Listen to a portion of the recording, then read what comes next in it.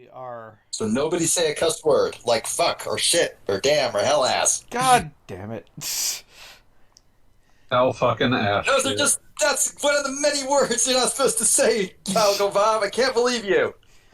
You You're say supposed to be an Joggle Bob? example for the children. There is no way I could ever do that. I'm looking forward to finding out the secret lore that your name is actually pronounced Joggle Bob. I mean, just what's important is you don't get it wrong and do Google Bob. That's, like, I cannot tell you how annoying that ever is. What if I called you Microsoft Bob? That is... eh. Okay. I know It would be Goggle Bob. appropriate. I know that Google Bob is off limits, but what about Goggle Bing? Goggle Bing. Why is everything a Microsoft product? Where do we stand on Gigglebib? I think I made a joke somewhere that my nefarious nemesis is Giggle Bob. It's kind of like a Joker thing, I guess. With a name like that. You gotta look out for Giggle Bob. Or I guess it would be like Giggle Bill? I don't know. I'd say Gigglebib. Let's replace all the O's with I's. So yes, I am Gigglebib. And joining me tonight are Beat and Fanboy Master. You guys can say hi. And who else popped in here? Janie's here. Oh, Jeannie's here. Hi. Oh, Janie. Yep, Janie's cool. There's Lester. I yelled at Callie Scrub, he needs to be here. Lester does what Lester do. He is bound by no law. Lester does what Nintendo don't. Also, we're supposed to call him Calscope because we're on the internet. It's We were weird always that, on like, the internet. damn, you're right. What was I thinking? It is weird though that, like, for most of us we are our handles, except for Calscope.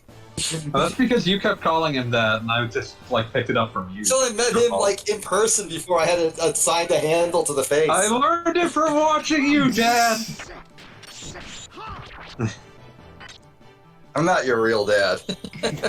Yeah, but you are my fake dad. I love you, fake son. I love you too, fake dad. Can you feel the love tonight on Xenogears? It's where we are. Can. Alright, let me do this shit I here. should probably at least pretend that I'm watching you play Xenogears. Why?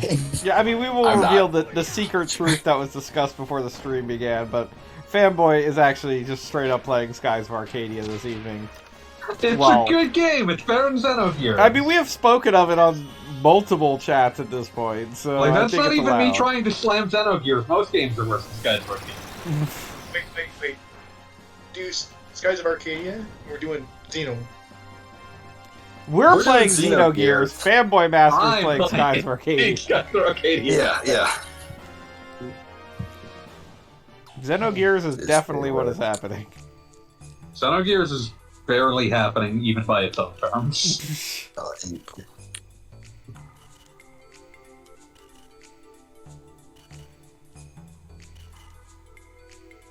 Really? This game is so stupid sometimes.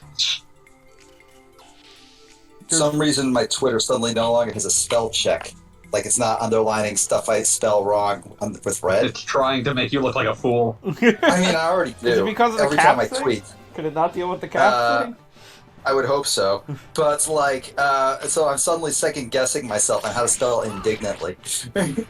INDIGNANTOY, I think. Yeah, I know. That's what I did. It's just, I was certain. Yeah, no, I was just offering like a second opinion, so that like if you were second guessing yourself, you would have a verification. I am terrible at spelling, so I cannot help. I got like the only thing that being reasonably okay at spelling got me as a child was I got to take one day off of school to go to a spelling bee. Did you do any good? I did good in the sense that I was going to the county spelling bee, so I was competing against hundreds of children. But I didn't go further than that. Are we talking spelling bees now? Is that the, More interesting than what's happening. We are talking spelling You're just in bees. time, Palstroke, so I can shut up your Twitter notifications. Otherwise, this tweet I would have put out wouldn't have had your ad. I don't think Callie struck. I don't think he's ever looked at Twitter.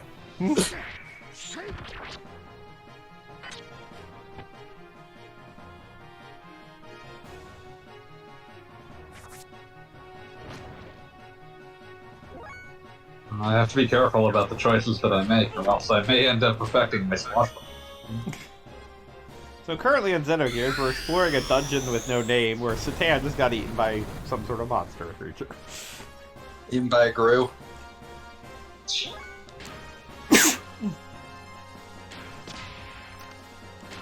I wish more games had swashbuckler ratings. Why doesn't Xenogears have a swashbuckler? And that thing didn't kill him? Like he just tanked all of that? He's just... yeah. He's strong. Satan's in his belly. It's just, whatever. Gotta whip out some lightning kicks. There we go. Don't know what happened to Satan anymore, because he's just digested now. He's just fucking dead. I really love the Dreamcast era 3D. Just looks like PS1 era 3D if it didn't look like shit at all times. Yeah, I do have to say, I do appreciate, like, anytime I have to pick up a Dreamcast game, it's like, this is much better than I remember. It's all very smooth and very pleasing. I'm trying to think of a very Xenogears drill tweet. I will face God and walk backwards into hell. I was about to say. Rob, overdone. Damn. Drill tweet hipster over here. Oh, I got a moonberry. Hell yeah. Fuck yeah. Forgot you can just get those from random drops. Oh yeah, every enemy in the game has like a 2% chance, has like a ridiculously low chance to drop moonberries. And the idea being, Over time it'll even out. Yeah, over time it'll even out. Like, you will get the moonberries you need eventually. I've never gone into the end game without all the moonberries I need. Yeah, which is great. Like, that's a good system. It's an excellent system.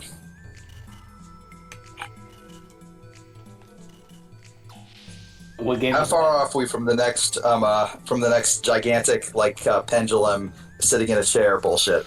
This is Once one he of finishes our... this dungeon, we'll be doing that for 2 hours. Yeah, this is one of our few dungeons in the end There's game like here. maybe 2.5 dungeons at this point left. Although, legitimately, the last one's a biggie.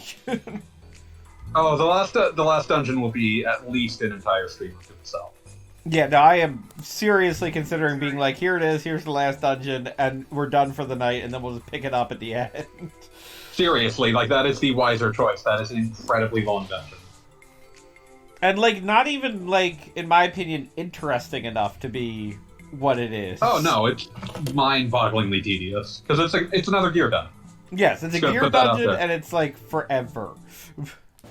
Like, whatever stats you have at endgame on your on-foot characters, throw them in the trash, they don't matter.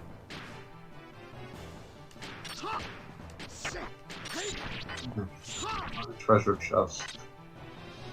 Yeah, what game were you talking about with the moonberries? Skies Arcade. Hmm. I'm playing that as counter-programming and protest activities. I'm getting more, like, each of the, like, every time this is brought up, I will become more, like, actively disingenuously angry, because I'm playing something that I enjoy more. So we're, like, as far as I'm concerned, we're at least, like, 2, 3, maybe a month away from finishing Xenogears. Yeah, Nope. it's going to be a while. Plus, you have that optional dungeon that you'll be doing as well. Oh, I mean, I have to do the frickin' Xenogears dungeon. I mean, like, that's, like, the best part of the game. Hmm. Also, Billy... But it is technically optional. Yes, technically. In the same way that, like, having a good time is optional. In the same way that getting, like, Vincent and Yuffie is optional. Like, you can not do it, but no one does. You know, for those being, like, vaguely complicated, even people I knew growing up who didn't use the strategy guides never didn't get Vincent and Yuffie. Vincent is one of those ones where it's like, there's enough just ambiently in the game that makes it clear that there's something going on that you're just going to run into him, and you're going to run through enough forests to eventually run into Yuffie. And she's really hard to lose to, so you'll work out that there's something you can do. Yeah. No, I would say that's accurate. And the Vincent thing, like, I do have to say, Nibbleham Mansion does clue you in, like, you want to solve this mystery. Yeah. Like, it's one of those It's very... such a pivotal location. Yes. It's a pivotal location. It's kind of like, you want to open the safe, don't you? Like, this seems It's a like big fun. safe. You're gonna open it. And it's like just... The puzzle is just hard enough to feel like you're accomplishing something and doing it. Like, I would describe it like that. I mean, as hidden character concepts go, they're actually really well designed. Agreed. I mean, something like Vincent is definitely, like, he's just outside of the norm to be bizarre, but you've also got a talking dog on your team, so, Yeah. like, it makes sense. I do appreciate how the original concept for him was a different kind of mind-bogglingly 90s. Yes, Fox Mulder. Like, they were just gonna be, remember Mulder? What if him? I mean, I do have to say, I don't know exactly how it would be implemented, but I would kind of like to see a JRPG character that is... How do I put this?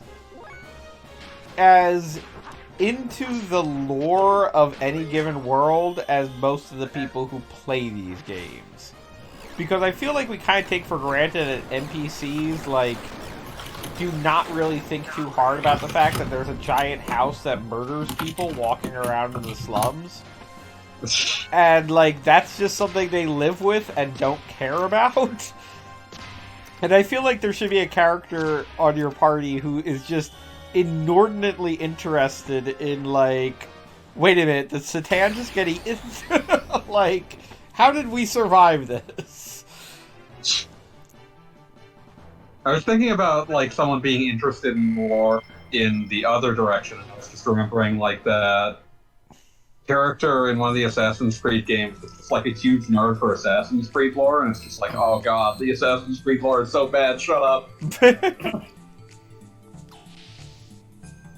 so bad. I love floating islands as an aesthetic, and I love just, like, this game is just nothing but floating islands. Floating islands, the game. I was about to say, yeah. Guys, Arcadia is fantastic. you and the entirety of Japan. It's a really cool aesthetic. I mean, not gonna lie, it definitely is, and I think, like, I don't know if... I'm going to assume I'm the only person in this chat who went through a phase of being a kid and designing your own JRPGs and whatever through... What kind of nerd do you take me for? any I absolutely means am not necessary. a copy. But yeah, no, Floating Islands is, like, #1 thing that appears anywhere. It's cool as shit. Maybe there are robots on the island or some lost technology, like, oh yeah. God only knows why we all forgot about it, but maybe we shouldn't have. Cutlass Fury.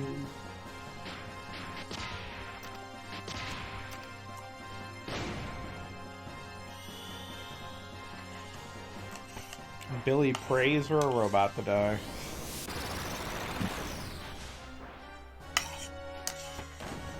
Can't believe you doing that. Incidentally, for anybody who's really paying attention, and I'm pretty sure there's literally no one that qualifies for that, but I did have Bart in my party at the end of the last stream, and I did switch him for Billy, because Billy is more appropriate to this dungeon and also has a heal all spell. So that's the thing that's happening. Wait, do you run into his dad here? Is that why it's more appropriate, or? No, you actually, I mean, I would hate to spoil what's coming, but he gonna get a robot.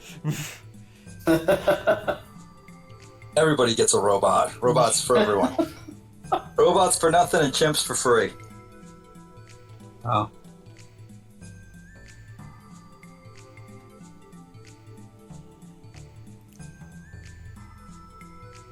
I love early Alright, I very have bad decided TV series. upon my grim path, and none of you can stop me. None of you have tried to stop me. It's true, I Fools. haven't tried yet. You utter fools. What are you doing? Try this out. Something terrible, obviously. I mean, obviously, but you still haven't said what it Always. is. Yeah, and I never will. Not until the exact right moment. You're making a lot of grandiose promises that I don't think you could personally do. Oh no, these are absolutely not worth. They're worth nothing. They're worthless, which means they're priceless. Yeah, eat it, fish.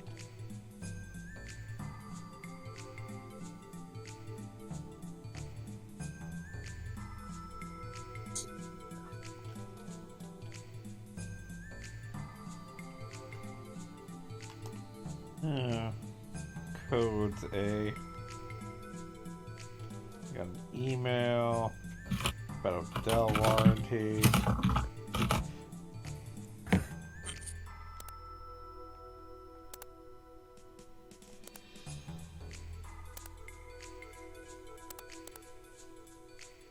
Yay, codes.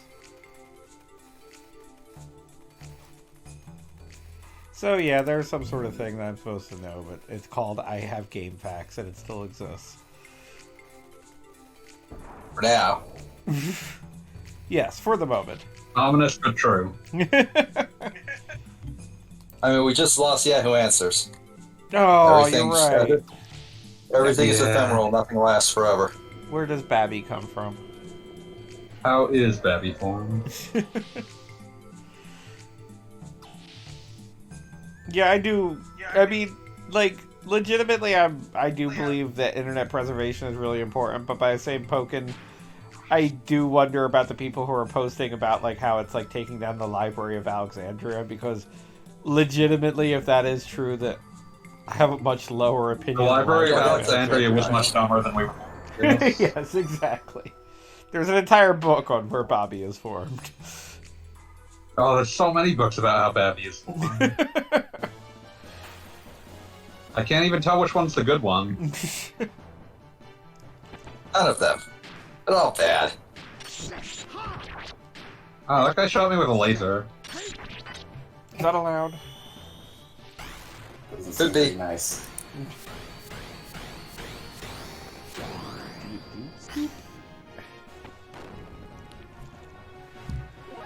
So what's everybody's favorite mixed drink? I'm partial to them at Cuba Libres. Oh, there you go.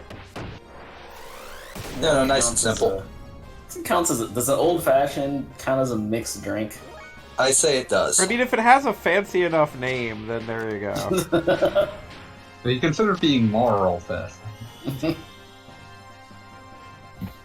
Alright, gaze upon my works, ye mighty and despair. How would I do that? You don't have to. That's optional. Are you about to post something somewhere? I'm about to. I'm doing it now. Everybody's all about the counter programming tonight. I understand, it's a boring dungeon. Yeah, this is not a particularly interesting dungeon. No, I mean, it barely even has a name. I think it's just like Anima Dungeon 1. It's the kind of dungeon you'd have cut if the rest of the game hadn't already been cut to ribbons. Pretty Alright, much. dumping this in the chat. And I guess in the Twitch chat as well. Why not? I mean, Okay, legitimately, then. the fact that we get this dungeon that barely has anything to do with anything, and we don't get the Soylent Factory is kind of disappointing. I'm convinced it's because, like, the Silent Factory, they would rather have just not done than done a shitty version of. Whereas this, it's just like, whatever, we need something to pace out all this chatting. Yeah, we need to throw something in the We need to game. get The Faye game out of doesn't the have chair. another thing in it. Hey, get out of the chair. Get the robot back. Get in the fucking robot. You know, you do have to wonder, like, it's bizarre, but the the chair and the cross motif, like, that is incredibly iconic to the second disc of Xenogears. And Like, it's something that many people associate with both extreme confusion and disappointment. So yes. And you do have to wonder who sat down and said, you know what we could animate? And came up with that. You know what's in our time and budget? It's like, have you considered just having Faye sit down and tell you things? Also, I just got a new ability. Rain of Sword! I That's thought you were good. gonna do that entire combo without him ever unsheathing his sword. And he puts it away No immediately. cheating. You must respect the Ejutsu. Incidentally, I know I He's technically used it once before on the stream, but I very much appreciate Billy's death blow that turns it into a first-person shooter. Yeah. And we'll have to remember the combination for that, because that's very ridiculous. Does Sutan stab the enemy through himself in that death blow, or is that just... It kind of looks like that. It's like very big Yoshimitsu style. Yeah, big Yoshimitsu energy. Big Yoshi. Big Yossi. Big Yoshi. Big Yossi. Chippy Yossi.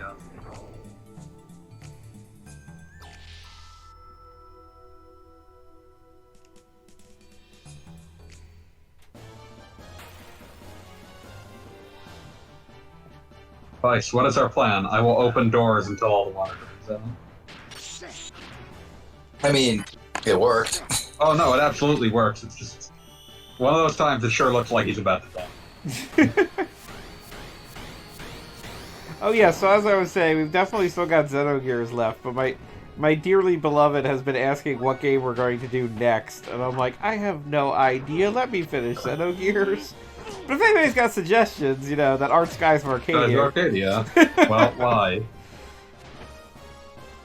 I mean, it's Why did supposed to you be Killer ask? 7. Might as well. Let me see if I can think of a game. Does it have to be a game that you've played before? Hey, Poochkins, what's up? And Rejax, too. Wow. Oh, A lot wow. of people in there tonight. Things happen in the chat. I look away for 5 seconds, and, like, my vision isn't great, so it just kind of looks like there's a Starbucks logo in there.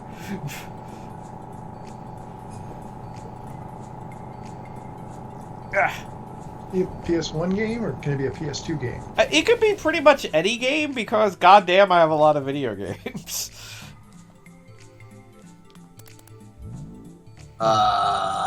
What's a game I like that nobody really cares about? Shinobi 3DS. That's a possibility.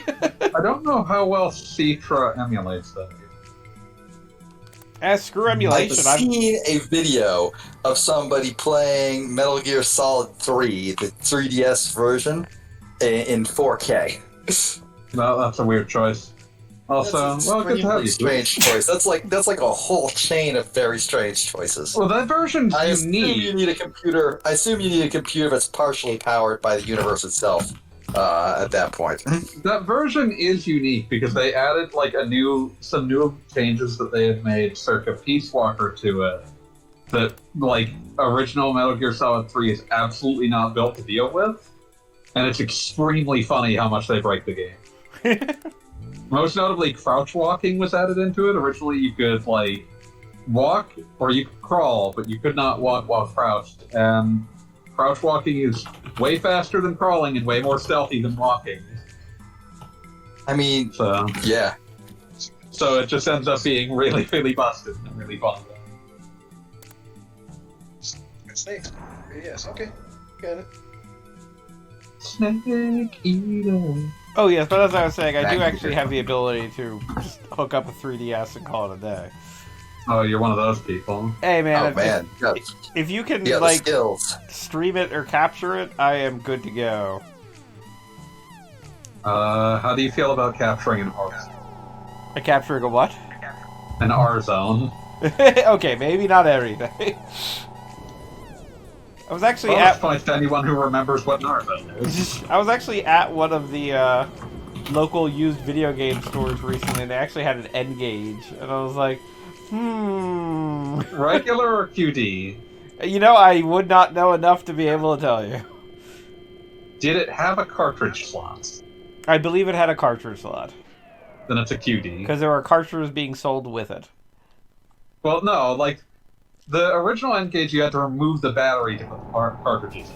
Oh. And this isn't like a quick out thing. This is like I think you actually had to have a screwdriver. I'm not sure if you needed a screwdriver, but you did have to actively remove the battery. I remember seeing posts about screwdrivers, but fair enough. Like, a lot of those phones of that time did not actually require screwdrivers to remove the back on it. Everything Fair enough. about what you're Never- saying makes me want to die. Of course, oh, people good. doing hardware tests on the N-Gage knew that it was a problem and, like, pointed it out, and Nokia was like, yes, but then we would not be able to make it on the same production lines as our regular brick phones, so we won't be changing it. And I cannot imagine why that failed. You can play Tomb Raider on it. And Tony Hawk's Pro Skater 1. The Nice. Elder Scrolls. There you go. I mean, Yeah, that the streams- apparently was like the big system seller for Activision or whatever recently, so... Oh man, that is like the grossest thing in the world. Oh, Yeah, it is terrible. Crash 4 and Tony Hawk 1 and 2 offset the failure of our normal Juggernaut franchises, so we took the developers off of those and put them on our big Juggernaut franchises. Like, everything about that's Oh, like, yeah. oh no, oh no, Activision no, is a bad no. company. Huh, Billy. Can't believe no one wanted to play Call of Duty Black Ops Cold War Crimes.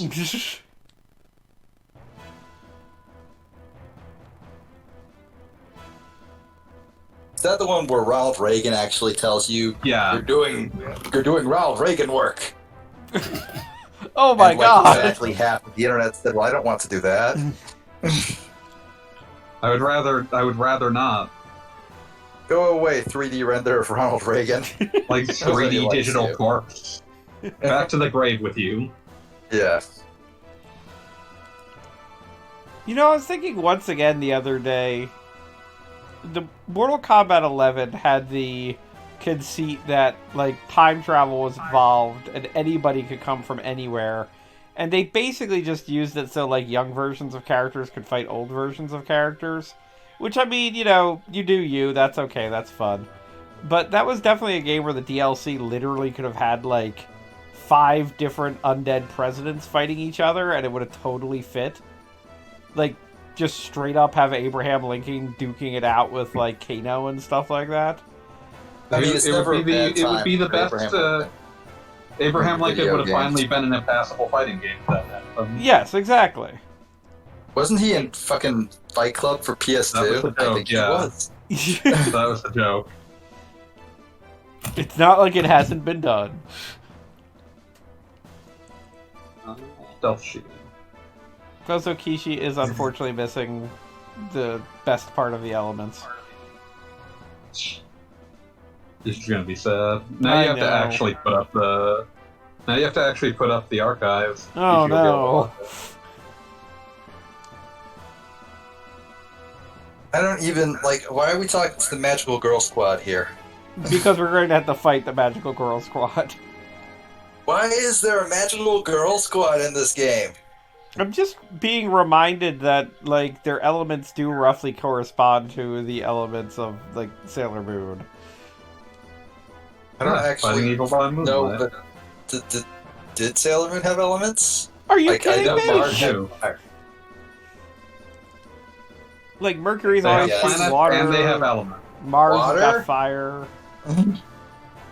Yeah, but I sort of thought she was a pyro, like, in general. Like, that Well, was just her thing. she's got issues. Fury. I don't know. I read, like, the first book and was delighted by how little Sailor Moon herself gave a shit about anything that was happening. Like, you could not pay her to pay attention.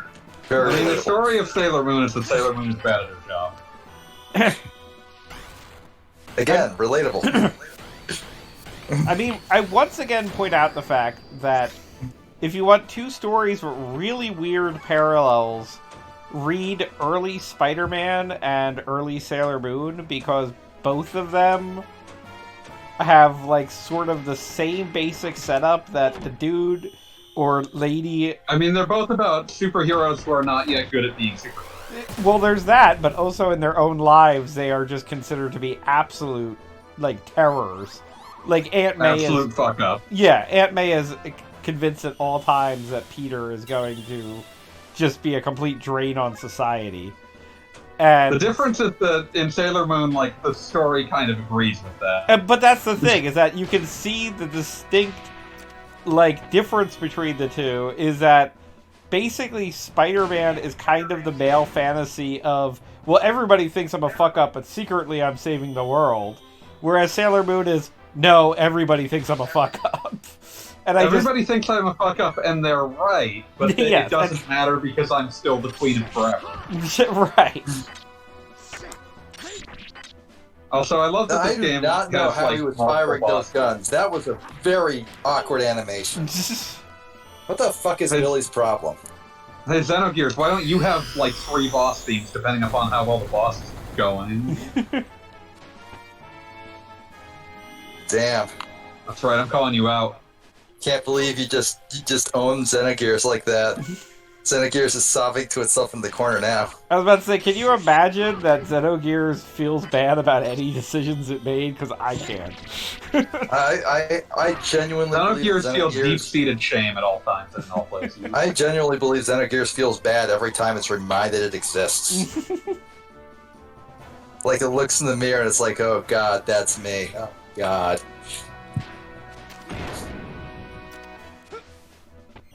Moonbury. Another one?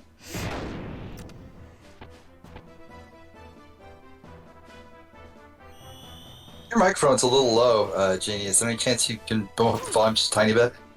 I'm just gonna bump up her volume in my Discord. Yeah, but I've already got her at like 170. Oh, that makes you a coward because you could be at 200. Damn. Can't believe you would own me like this. I can and should.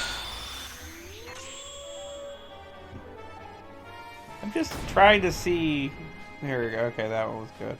How many of Satan's like attacks that look like they do massive damage I can get because they're all elemental based? So I managed to get the wrong one so it heals somebody. Oh man, I forgot about Ica and Vice's incredibly good, like, handshake thing, like, high five thing. Yeah. They have the best stupid high five, and the first time they do it in front of Trackman, he just punches him in the head. Yeah, I don't. Just like knock that shit off. That's both hilarious and informs.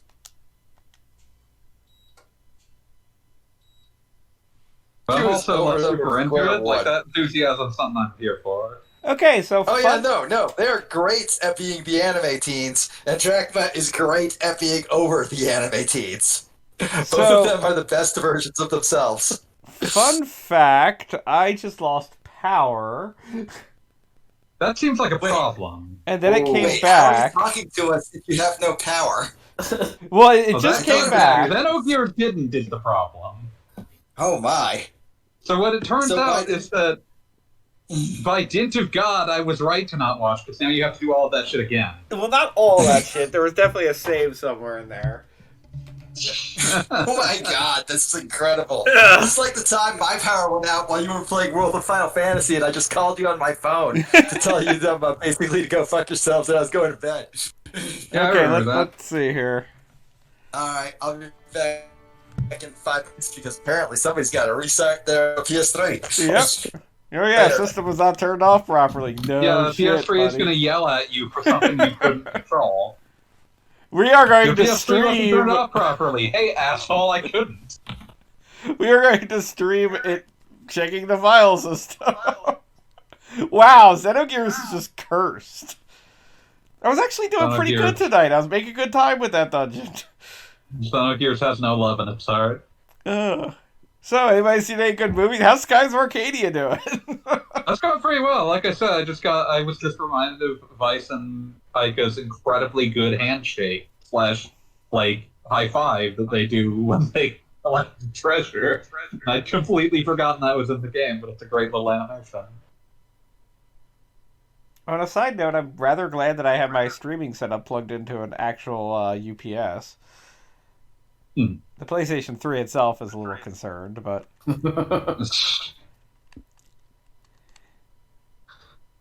This would be... I mean, I say hilarious lightly, but like if just completely borked all the memory on the PlayStation 3 would just be something. Why doesn't Xenogears have a swashbuckler rating? That's all I'm saying. I mean, it takes like an entire disc for Satan just to get a sword. Yeah, but I mean, a swashbuckler rating doesn't mean you have to actually be a pirate. Also, Bard is right there. Oh, He's that's got an eye true. patch. And he's even got an eye patch? Yeah. Yeah. They missed the boat here. Wonder why I lost power. It's kind of concerning. Definitely happened all through the house. Huh. There's like, literally the weather's just fine. I just realized that this is a JRPG where the protagonist has two living parents in a functional relationship, neither of whom is a dipshit. What a weird game. I'm trying to think if... Checking and restoring file system? What did you do? I lost This is what power! all systems do every time they lose power unexpectedly. It's terrible. PlayStation 3 is not happy with me right now. PlayStation 3 is like just, gasping for air and begging for death after you purchased it in 2007. Now, this one's actually my second know, PlayStation 3. My Bush first one was... administration. My first one was fully backwards compatible, and it completely died. I miss that PlayStation 3. My first PS3 was I know, not right? backwards compatible, Backwards but it did compatible. die horribly. Shit. For some got the reason, it PS3. died. The Xbox is fully backwards compatible, right? The new Xbox that nobody can buy because it's impossible to get one. Well, It's don't not worry, the fully new backwards PlayStation is the compatible, same. but it becomes more backwards compatible over time. Where here I'm saying fully backwards compatible in the sense of backwards compatible through the 360. They're still adding things to that program as far as I can tell.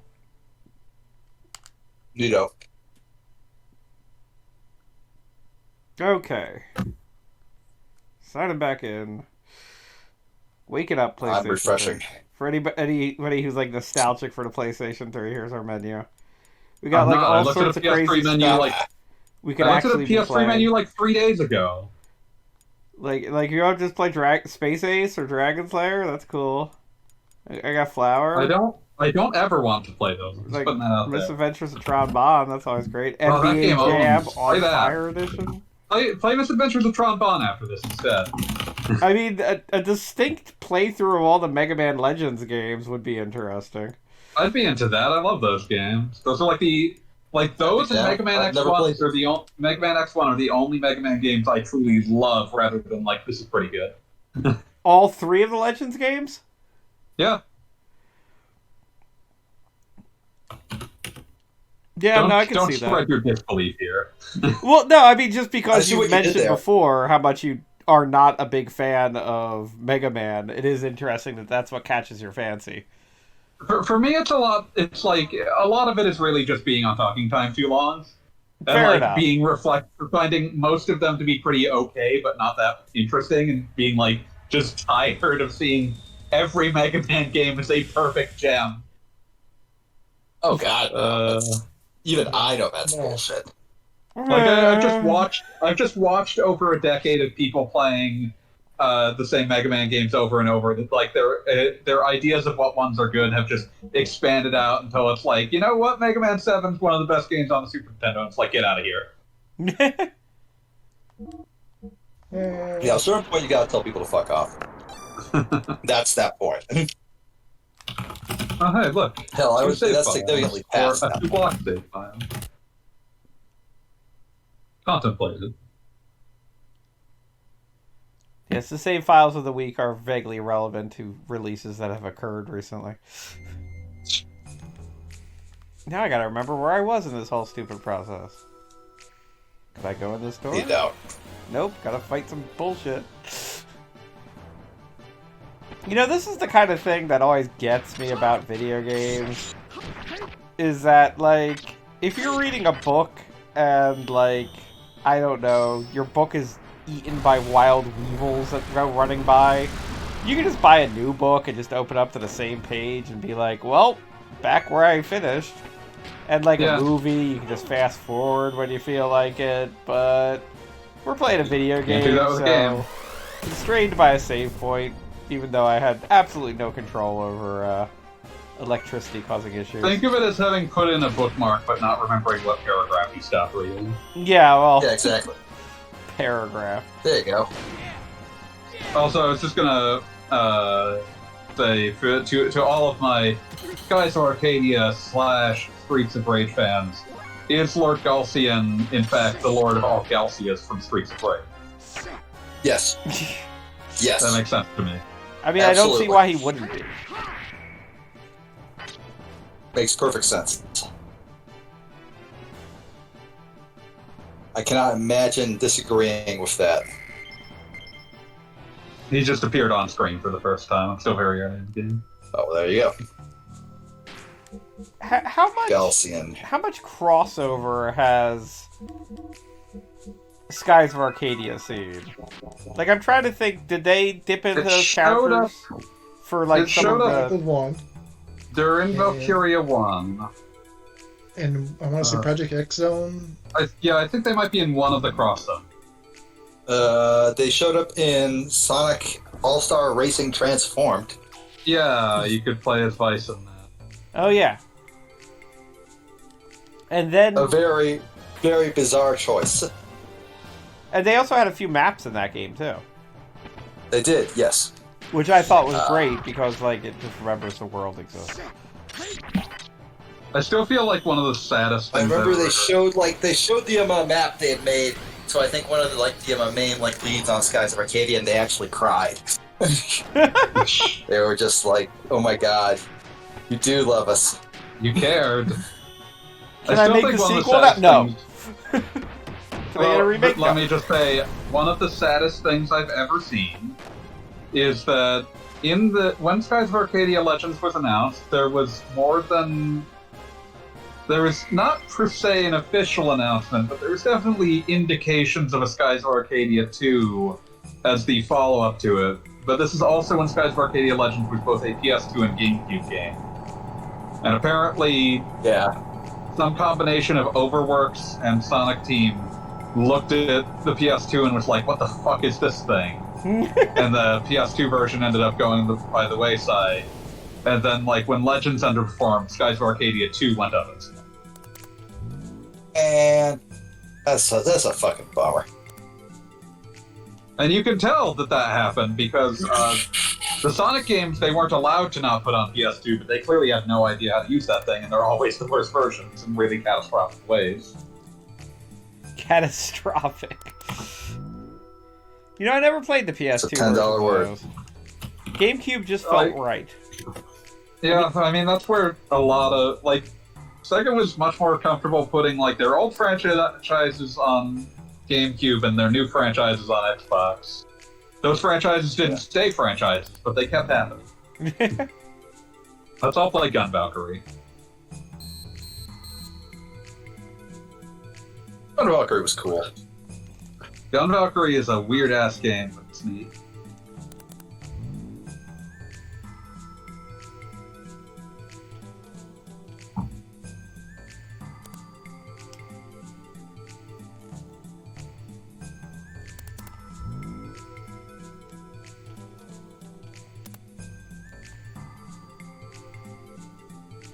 I can't believe the Empire would go after someplace calling itself Pirate Island.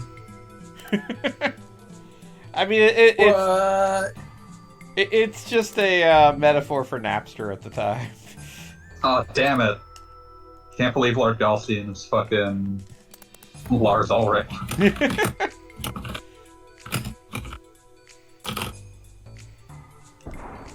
we go. Okay. I genuinely cannot imagine, like, a musician who had burned more personal goodwill than Lars Ulrich.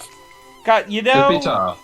amusingly enough, there was somebody who, in high school, I mean, it's one of those dumb-ass high school things where you get in a fight with somebody, you just fixate on something they like, and you're like, no, you're wrong because you have to prove that they're wrong on some objective level. I realize the internet is based on this now, but Absolutely. No one ever left that. yes, exactly. But I distinctly remember there was this guy who I was constantly getting arguments with, and he was super into Metallica, which was kind of disappointing in this story because also one of my very good friends is super into Metallica. But regardless, he was super into Metallica, and then everything with Napster happened, and it was like, haha, now I have the moral high ground in every Now conversation I we win. have. Oh yeah. It's extremely important to find the that one weakness they have, and if somebody else gets burned alive for it, well, shit happens. It's like, your hero hates socialism, haha! I win. I mean, I already hated him before, but now I have a justification. Exactly. And then meanwhile, it was like, yo, Norm, I don't mean it. I do still like Metallica, don't worry about it. Stop saying anger, man. I can't go with you everywhere. Lulu is at least funny.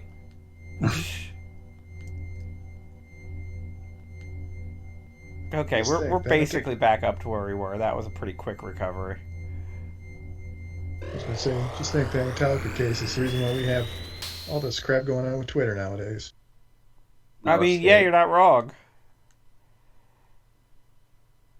Twitter and, like, goddamn fear of doing anything on YouTube. I was not born to live in the digital millennium. I mean, just think about the good old days of the early 2000s when you could just make a video about Neon Genesis Evangelion and put it to any song you wanted. Also, you didn't actually have a place Good to put old it, so days. you put it on your personal website and hope people downloaded it. Oh, yeah, they played it in Real Player. It was awesome. .rmvb. FMVs of Trigun mixed with Smashing Pumpkins. Oh, Oh, hell yeah.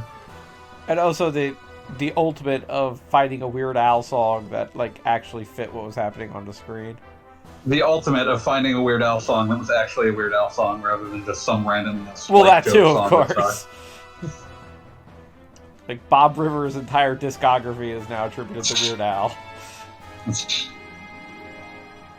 I don't know if you know, but this fucking like Zelda song was written by System of a Down.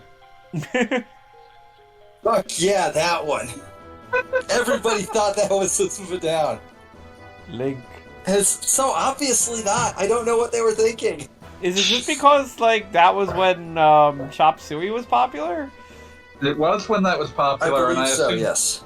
I assume it's also just like the weird cadence of the vocalist vaguely reminded people of System of a Down. They couldn't think of anything else it could be. It doesn't really sound like it at all. It It really doesn't, but it's a weird vocal cadence that people had no idea what else it approximated. I mean, if you only have ever heard one other System of a Down song, then there you go. I mean, Everyone like, go I listen to guess Crocodile you, like, Chop really instead. want to trick yourself, but like I just don't see it. Everyone just go listen to Crocodile Chop instead. And then while we're talking about the period, I was actually thinking of today that I'm pretty sure my version of Gorillaz Clint Eastwood is still a rip directly from the music video, not from the actual album. Oh yeah, baby. Got, like, random sound effects going on and That's stuff.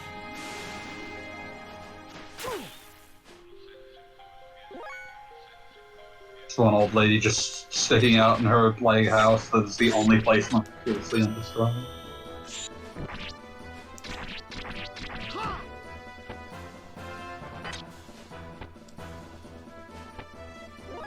They do a good job with Okay, the... so we're fighting the Sailor Scouts again. Yes, we're Again. almost back up to where we were when PlayStation 3 conked out along with everything in my house.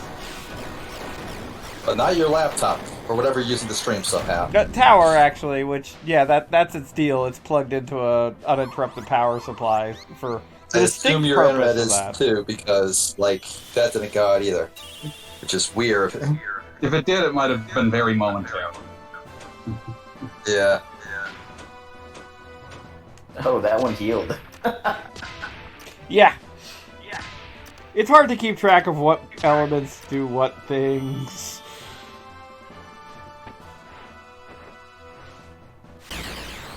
I love that Billy's got this executioner move where he's kind of supposed to throw a like napkin over their head like an executioner, but 9 times out of 10 he just aims for the crotch. That's Dead rude. Arcadia does the Doom Hometown bit really good because you come back to your doomed hometown and it's been completely fucking wrecked, but like you saw it so recently, and also the sound is like there's not even devastation music, it's just like ambient wind noise. It's like, oh god. Yeah. This is going to end Skies of poorly. Arcadia does literally everything JRPGs at the time was doing, but it does them all right. I mean, it does them actually correct. feels like a throwback even for the time. In like 2000, Oh, yeah, a lot no, of this it's- stuff was it's- passe.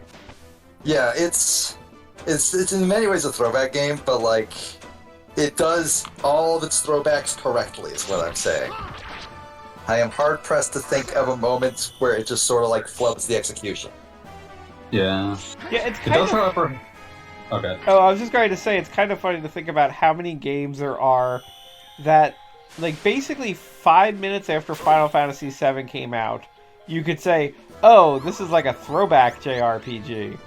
And, like, you're not Everything wrong. was so completely, directly revolving around what FF7 had done to the genre. Yeah, Right. FF7 changed the game. Not necessarily in a good way, I don't think. I think it mostly, it was good. But, FF7 like, the is games good. that were I bad feel before like it and the games that were response bad to it was bad. Well, the games that were good before it and the games that were bad after it were kind of bad in the same ways.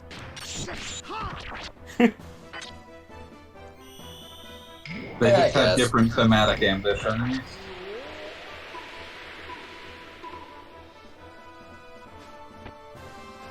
I'm glad I'm still discovering all the many, many ways that I can heal these characters.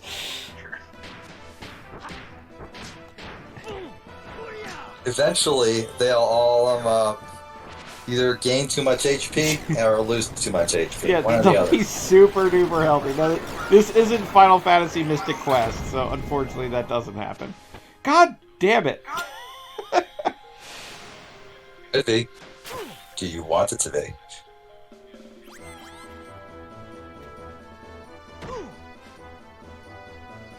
I love that. Oh, that was quite the light show that just happened. I would And they really healed them. like to see, like, just once in a JRPG, the villains realize they're not doing any damage, and they're like, you know what, do you want to just move forward? Because we can't win this one. Like the reverse of a hopeless boss fight. Yeah, where they're just like, oh, no, we're sorry, there's no way we can do this. It just isn't happening. This is just not feeling great about this today. I'm trying to think if you ever... I mean, I guess the Turks in Final Fantasy VII. I'm just trying to think of examples. The third in FF7 is great because it's just by the time you get to the last conflict, you're like, I don't. Yeah, like at one point, I think one of them just says, "We doing this?" And if you can actually just say no, and Reno and Rude just sort of stand there for a moment and go, "Yeah, all right."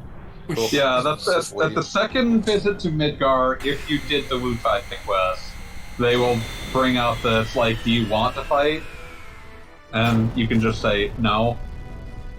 Oh, if you did And the they're Wu Tai... like, yeah, if you I'll be didn't there. do the Wu Tai quest, then they won't give you the option? They don't give you an option if you don't do the Wu Tai quest. Interesting, I never knew It's that. like if you do because the Wu Tai Plus was basically you guys hanging out, trying to like solve some stupid bullshit that everybody just hated. Yeah, well, just everybody's like, oh, this pervert's back. Yeah. Fuck Don Cornell, Like, oh, get out of here. God, this fucker. What's he doing in this game? Oh, you know Again. what he's doing. He's adding a lovely layer of slime to the proceedings. Alright, we're officially at new It's content. making us all feel very uncomfortable about the choices we have made to pick up this video game. So how's this fighting Sailor Moon? We have Well, it's not. defeated Oh wait, they Sailor finished Moon. somehow. Well, they're still alive, so you know. Well, now You've mildly finally, inconvenienced Sailor Moon. finally is the part that the entire reason you play Xenogears is for this scene. Also, the entire reason you buy Xenogears merchandise, because maybe one day they will release these crazy gears. They won't. Nah.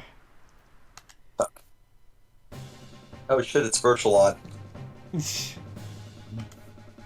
Also, I love whenever you fight a boss 3 inches from a save point and your characters are like, no, we don't need that right now. That would be nice. But we won't let you.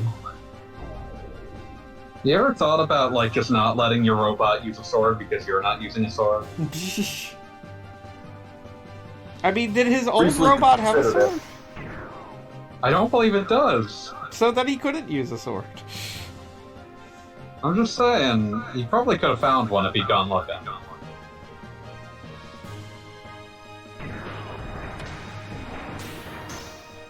Do do do do do do do do do do do do do do do. I'm not listening to the soundtrack, I don't know what you're humming. I am humming what I kind of imagine to be some sort of Sentai theme because of what is happening.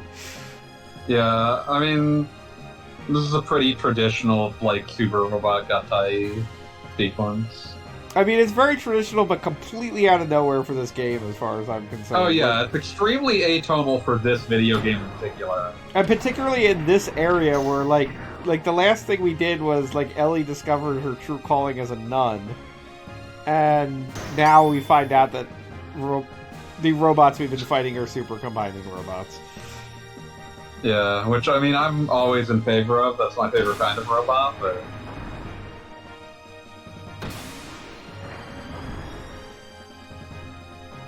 I mean, like, I'm pretty sure the entire reason man invented 3D printers was so that somebody could make this for real.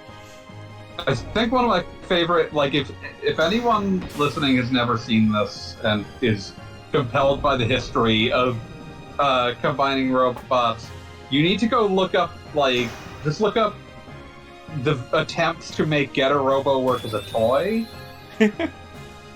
Because if you've ever seen Get a Robo, it's 3 little jets that just slam into each other and grow giant, like, 3 completely unrelated robots depending upon what order they slam into each other in.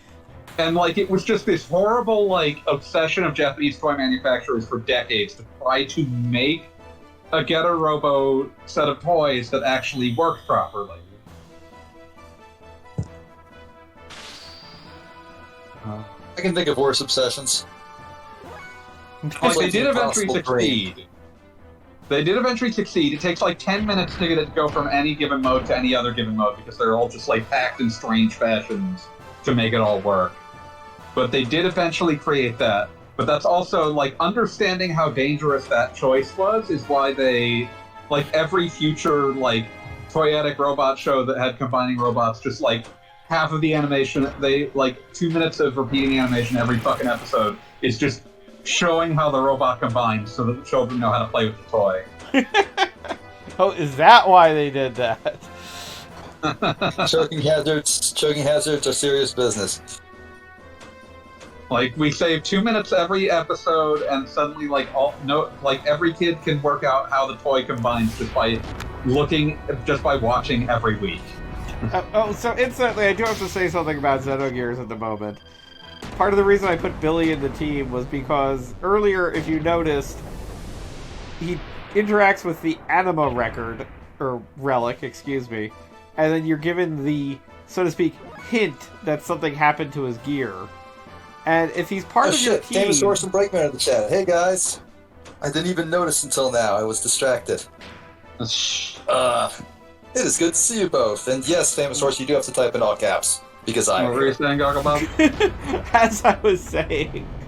Good day and welcome to the chat. But no, as I was saying... So, Billy's gear is upgraded off-screen, and then you fight the elements here, and you're just kind of in a battle where it's kind of like, oh yeah, Billy has an entirely new giant robot, and we're, like, literally not going to mention it. Just enjoy. Like, the game does not have time to, like... I'm not even sure if the game ever even acknowledges that Rico gets a new gear. No. You're probably not wrong. But we'll find out shortly. I mean, Yeah, what's important is that it's just going to happen. a certain someone else gets offensive options, and that kind of makes things more interesting. Yeah. But yeah, like I feel convinced. Like I'm pretty sure Rico gets a new gear, but I don't know. I definitely never used it, and I don't know that the game ever brings it up. Much like Rico himself. Kinda, yeah. I mean, Jesse has now disappeared from the story and is now just a bullet. So that. Wait. Didn't he survive that the first time? He did, and Billy can keep using that attack. But As I'm doing in this battle. yeah, it's just that like Josiah the person is never going to be referenced again. I mean, he was there at the end of Solaris. That's the sort of thing you can only reasonably expect to survive once. Well, guess what? He's going to survive it multiple times in every fight. Well, what? Why though? Why not? Because Damn. Billy's Put got to it have that some way. offensive options. Brakeman, you should absolutely disrespect Pete. I mean, everyone else does on this call. I don't see why he has to too. I'm just saying, you But you disrespect guys have everyone that else on covered. the call too, to be fair, so. Oh yeah, no, I'm totally disrespectful to everyone. Turnabout, fair play, all that. Yes, of course. How foolish of me. By the very nature of it existing, this chat is disrespectful. We're disrespecting Xenogears, we're disrespecting each other. I mean, when you think about it, Xenogears is a very proper level of ridiculousness, because, like, we've got an anima record, why do I keep saying that? Anima relic just upgraded our robot, so that way that robot can grab another robot that transforms into a gun to shoot 4 different animal robots that just transform into one giant robot. Like, how do you make that boring? It's a lot of robots. So Too many many. robots. We can get rid of at least 3 robots, and nobody will even miss them. Well, I mean, that's how everyone feels about Rico. Wow. Damn.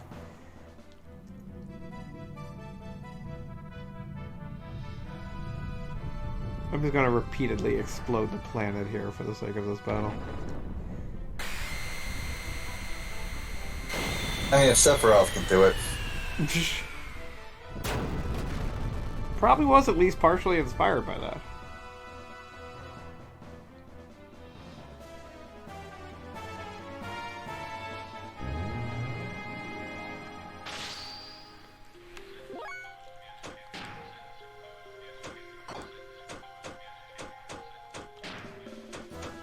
Loving my special options.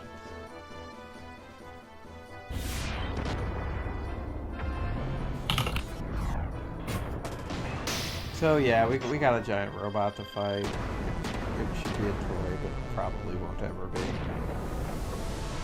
I mean, it should scale with the other gears, and be bigger, and be able to turn into like little dolphin legs and stuff, but...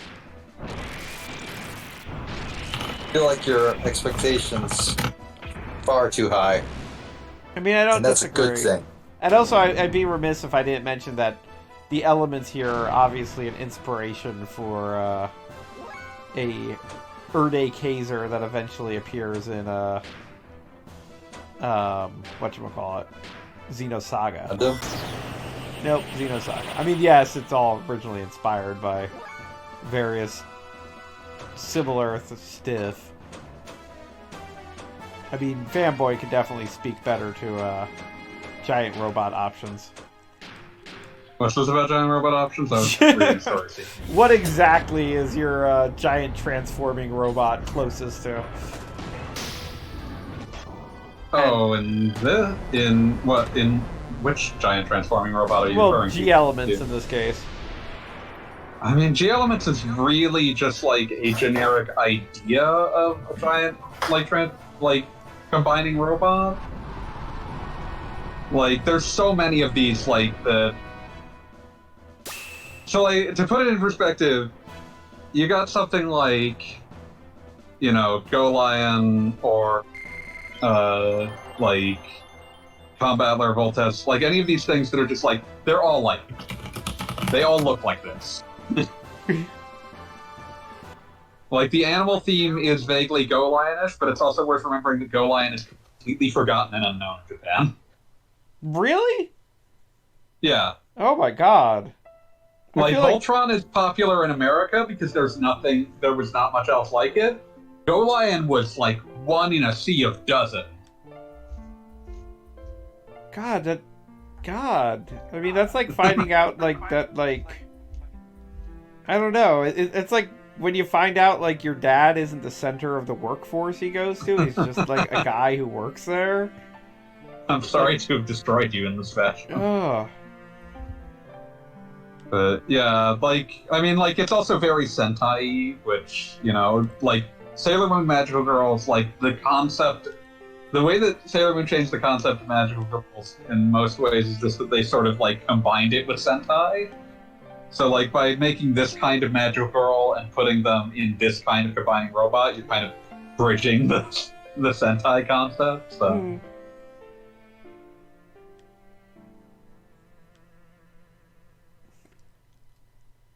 I'm sorry, I'm still sad that, like, there probably isn't a Voltron shrine in Japan.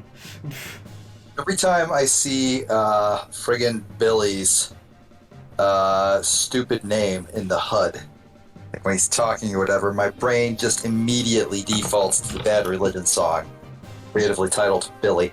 I'm not complaining, it's a good-ass song, but I'm kind of complaining, because I've had to stop myself from starting to just, like, mumble sing it, like, 8 times now. But yeah, like, to put it another way, like, Super Robot Wars, which is just, like, a pile of nostalgia for robot anime from, like, the 60s onward. It had Go Lion in it once. And that's still more than a lot of them, because there's, like, a shit ton of them that they've just never appeared, because, like, who owns the rights to these? Who would give a shit if they were in there?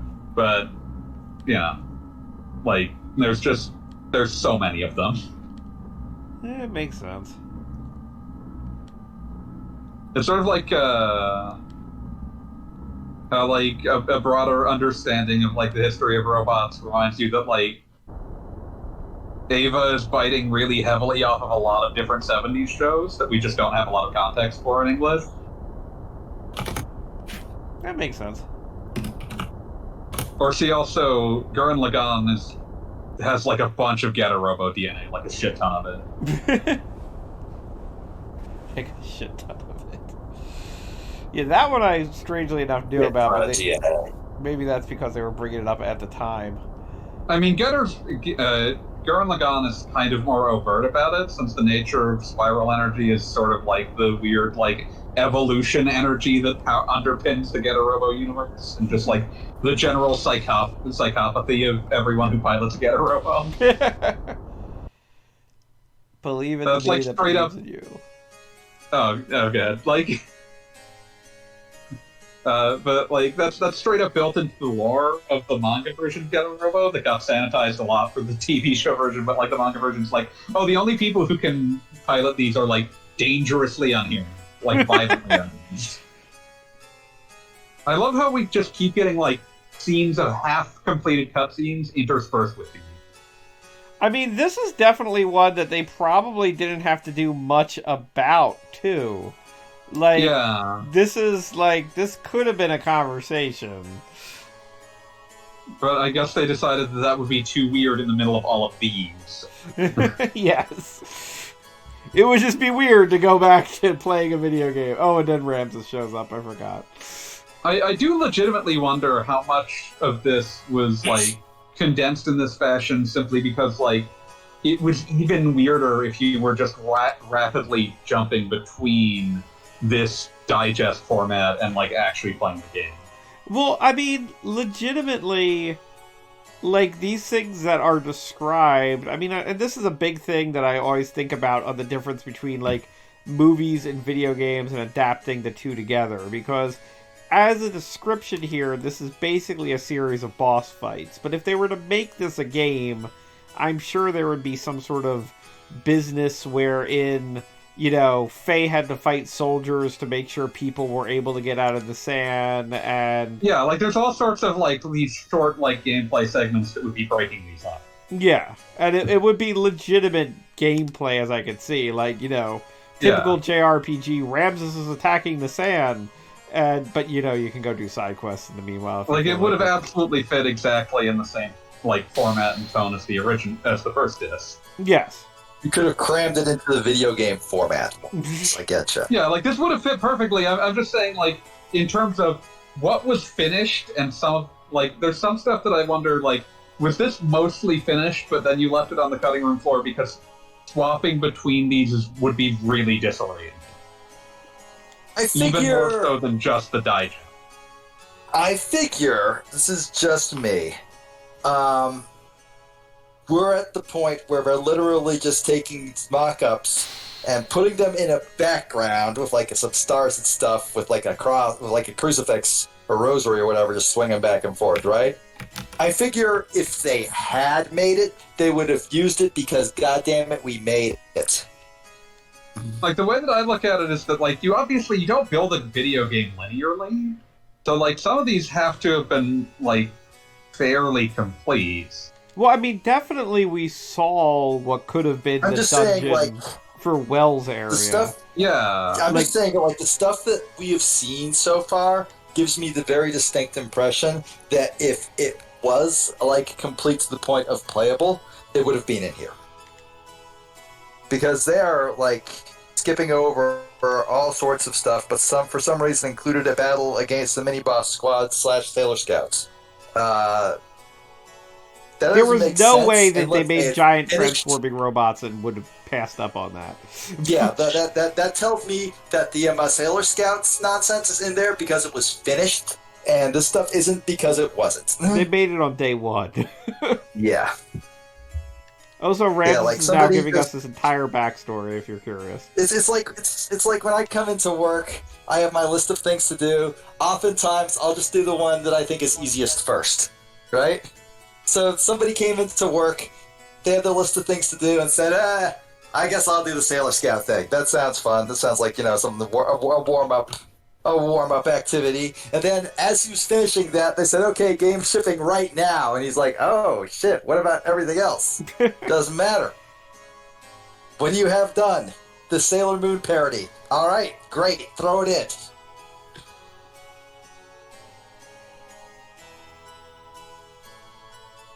Also, Ramsus would have gotten a lot more character development if this weren't just happening in cutscenes or, like, just hitting X on.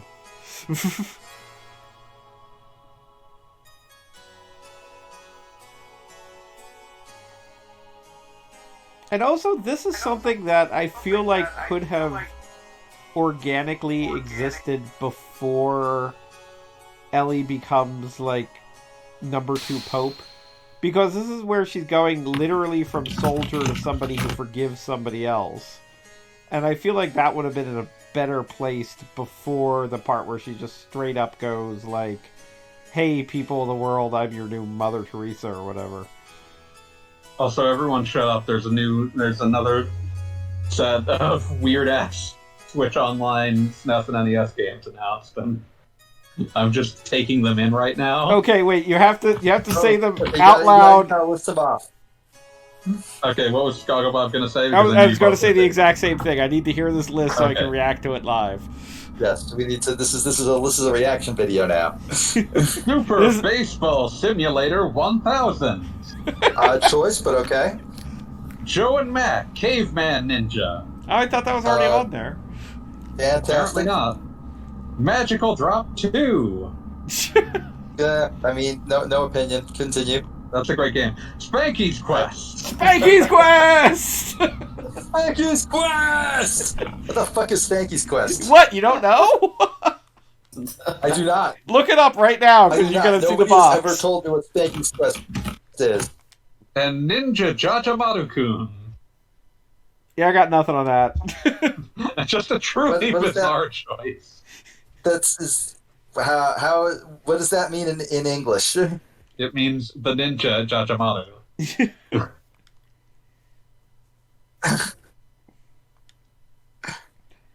Oh, Kishi is not here, so I have to point out that you may notice that there is a keyhole on the ground.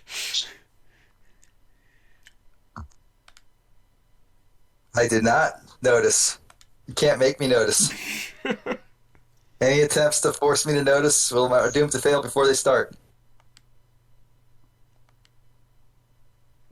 Must all process Spanky's quest. Yeah, Seriously, what the fuck is Spanky's quest? Did you look it up? Look up Spanky's quest. Hey, fine, I'll look up fucking Spanky's quest. God. I encourage everyone watching to do the same.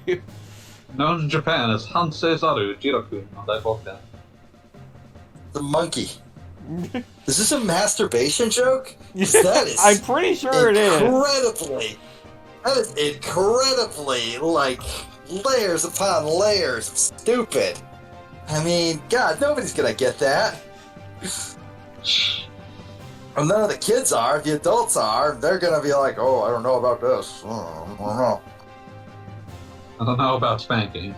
You literally are like throwing your product to the wolves for a chance to maybe make one divorced dad chuckle a little bit. Listen, I'm just gonna put this out there.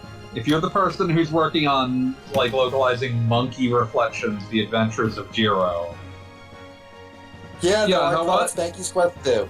Yeah, like who gives a shit? Who gives a shit? Evidently, the people making that didn't give too much of a shit. It's fine. Oh, can I just bring up something that like is tangentially done? No, you're not allowed. I'm just gonna bring up This the is a no Zeno brain now, bitch. no brain. I'm just gonna bring up that it always, ever since I first saw it, it always bothered me that the PSN icon for the PS1 Classic, when you have it on like a PS3 or PSP, is not the game's cover. Correct. Okay. So I Is it believe instead of it's the game's cover art? I believe it's the manual art, but it's not the cover.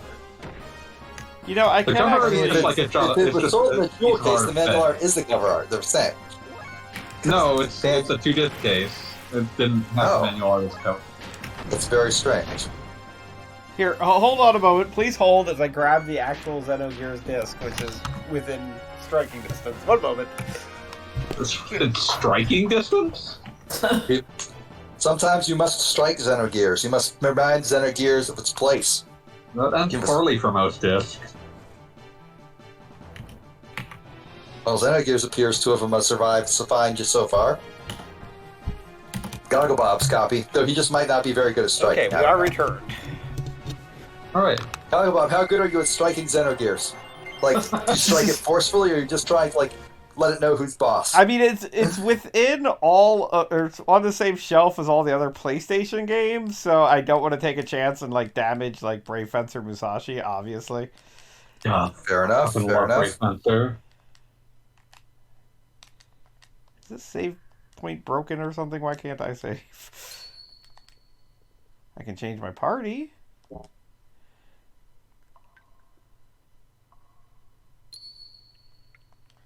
There we go. No, still want to change my party spot. Game, I just want to save so goddamn bad. There we go. Game says no. I mean, this is the first I'm saving since the power outage. Don't want to have to do Wow. all of that again. Just like, Right. you know, rolling the dice there, aren't you? And yes, I am confirming that the PlayStation 3 icon is the instruction manual cover for reasons that I do not understand.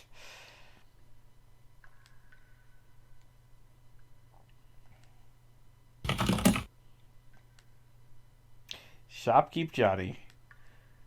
Now, here's some other Xenogears insider information for all you Xeno heads out there.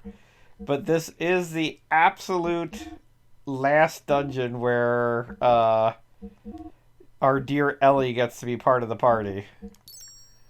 So Just going Yeah, her part of the plot's about to get real fucking stupid. I'm just going to very politely ask you to never call me a Xenohead again. Very polite. You're the one that brought up Xenobrain earlier. So no Xenobrain now. This is a no-fap brain now, bitch. Gorilla Mind. Too late, I'm playing Skies of Arcadia again. Good call. Good call. But yeah, the story around her is gonna get real fucking weird and stupid. Weird and stupid. I mean, it would be- already was. I regret to inform you that Xenogears is about to go further on its bullshit. Lord help Xenogears, it's back on its bullshit. I mean, in a manner of speaking, you ain't seen nothing yet.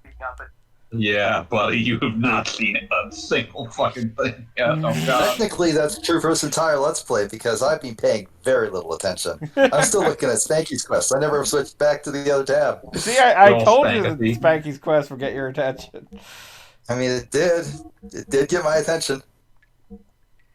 Alright. I'm prepared for stupid. Let it wash over me.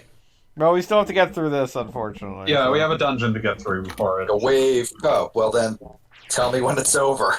Dungeons are boring. They Yeah, I set it up. really are. Xenogears dungeons are not thrilling. The best ones are mostly inoffensive. I mean, in this case, we're like fighting on-foot-sized enemies with our giant robots, It which just is... seems unsporting. Yes. And also, why I would mean, these, wouldn't the entire fight just be, aha, my special move, You just step step on on them. you. Yeah, no, that is it. Yeah, That is you're literally exactly it. watching it.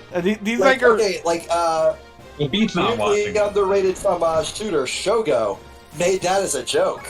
Like at one point, like you're stopping around in a mech segment, and all these little like tiny guys just start shooting at you, and like you're the guy like your mission command or whatever just says over the phone, "What are they, stupid? Don't waste ammo, just step on them."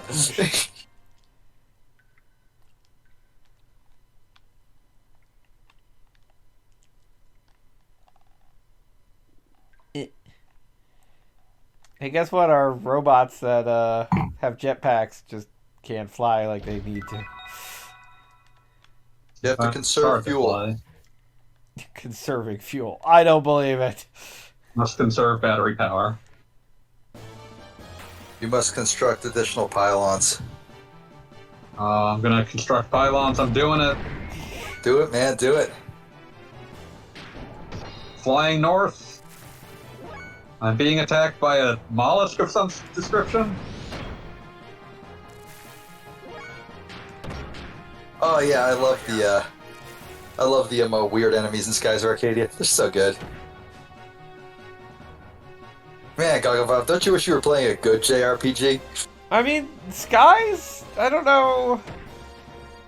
Like, it's... Watch what you say very carefully. No, here, I'm going to Gogglebob. say, like, I was discussing this with Fanboy earlier. The last time I played Skies of Arcadia was literally, I think we determined approximately 20 years ago. Yeah, Oh, yeah, thereabouts. probably. And I'm sure that the actual game itself can never live up to my rose-tinted memory of it. well, and also the Doesn't other matter. thing about it, and like you're randomly talking about scenes and getting rankings and what have you, like in a weird way, it's like a weirdly personal game, and like I feel like it would be weird as a let's play, and like I don't know exactly how to define why that is, Yeah. but it is.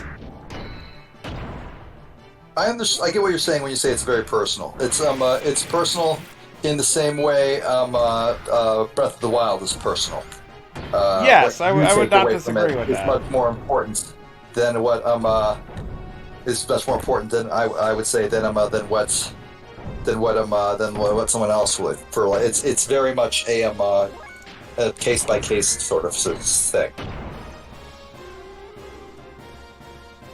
Like, I'm totally cool with playing Xenogears with, in a manner of speaking, everybody over my shoulder watching. And if I fuck up, I fuck up, and, like, that's it. But, like, if I do bad by Vice, I mean, I don't know how I feel about that. If I was more of a stream man, I would fucking stream this. More of a stream man. I understand. It takes years of practice to get up to the level of stream man. I was a stream man once. Once, long ago, far away. It was long ago at this stage, wasn't it? It really was. I liked streaming, but you know what? I'm good not doing it every night. Not as much as spending time with your wife. Yeah. I also have like that to do. And you know what? I like that more than streaming. Trust me, I that instead. watched that play out. I understand that spending time with your wife wins out over playing old Nintendo games. Or bad rats. God forbid bad rats. I mean, why would you Occasionally. even play, like, a particularly bad video game when you could be spending time with... Uh-oh. What am I doing with my life? Yeah, were you just saying that, like, with your wife on the couch, just sort of staring at you? Like, Yeah, no, in this case, she is not currently live watching. Gonna go through the archives. Or, like, just in the other room.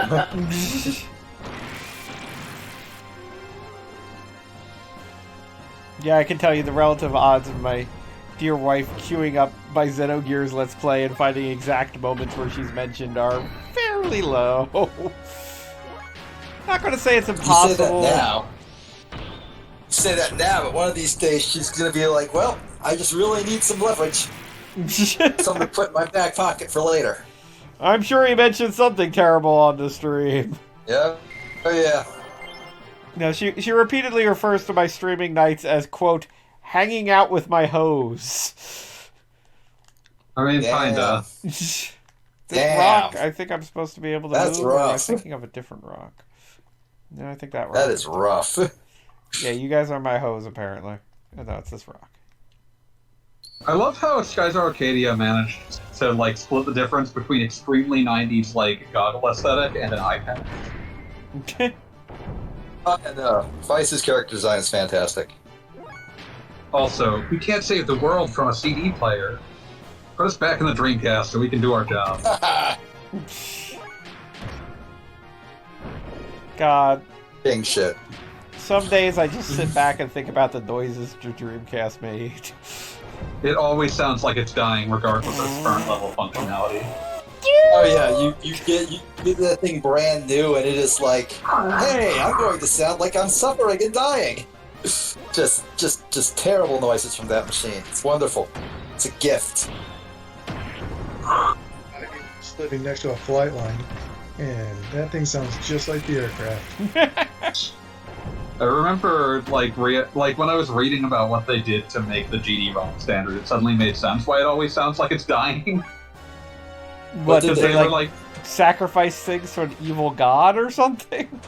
Basically, what happened is that like they wanted to be able to use off-the-shelf CD parts, to avoid the increased expense of like using like DVD parts, that sort of thing. And that kind of shot them in the head when it came to piracy. Oh, it absolutely did shoot them in the head. They made the wrong call, but it was like a vaguely understandable wrong call, unlike most of Sega's wrong calls where they just did something stupid.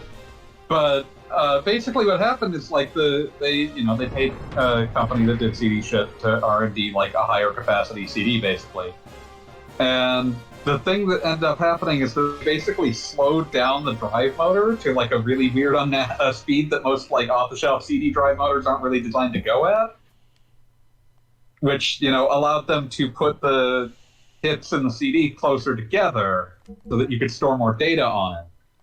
But that also means that, like, when you're modifying a fairly standard CD drive to run at that rate, it's not going to sound good. Oh, that makes sense.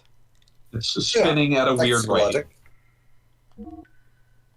But yeah, like, that's what happened there, from what I could tell.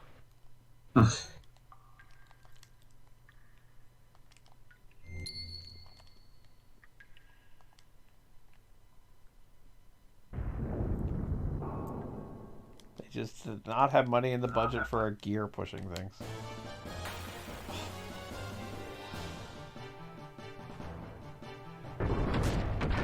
Okay, I really don't know who on the Xenogears team thought these giant robot versus little thing fights were a good idea, or at least making them 6 different things that you had to target that all do 1 HP damage and are just like a literal complete waste the of your second time. esports VN is definitely still on the table. It's just the amount Pain of to get work everyone I put together. into easily my like least read and least liked Let's Play is somewhat disheartening because I put so much fucking work into that god awful thing. I'm still very proud of what I did, but like, and I hate to be like one of those guys because I always say you do it for yourself, right? But there is something disheartening to like spend literal hours editing a video down to like remove dead space and shit, and then it gets 9 views. A rough place to be. I'm not sure why, but I keep getting hurt today.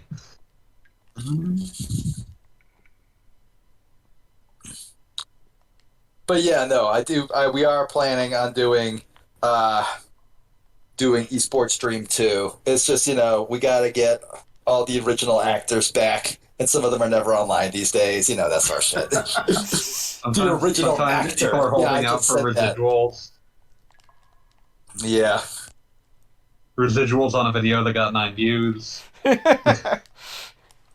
They want a percentage. I mean, like, I don't give a fuck. I'll just read all of them in my jet voice, which is just my normal voice with the, like... But slightly But more. less modulated. it's just my normal voice, but more of it. Which is impressive. It shouldn't be possible for there to be more.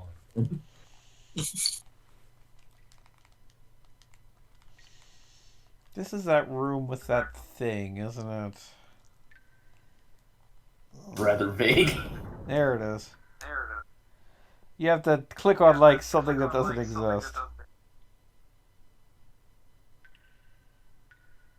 Pick it back up and start it all over again.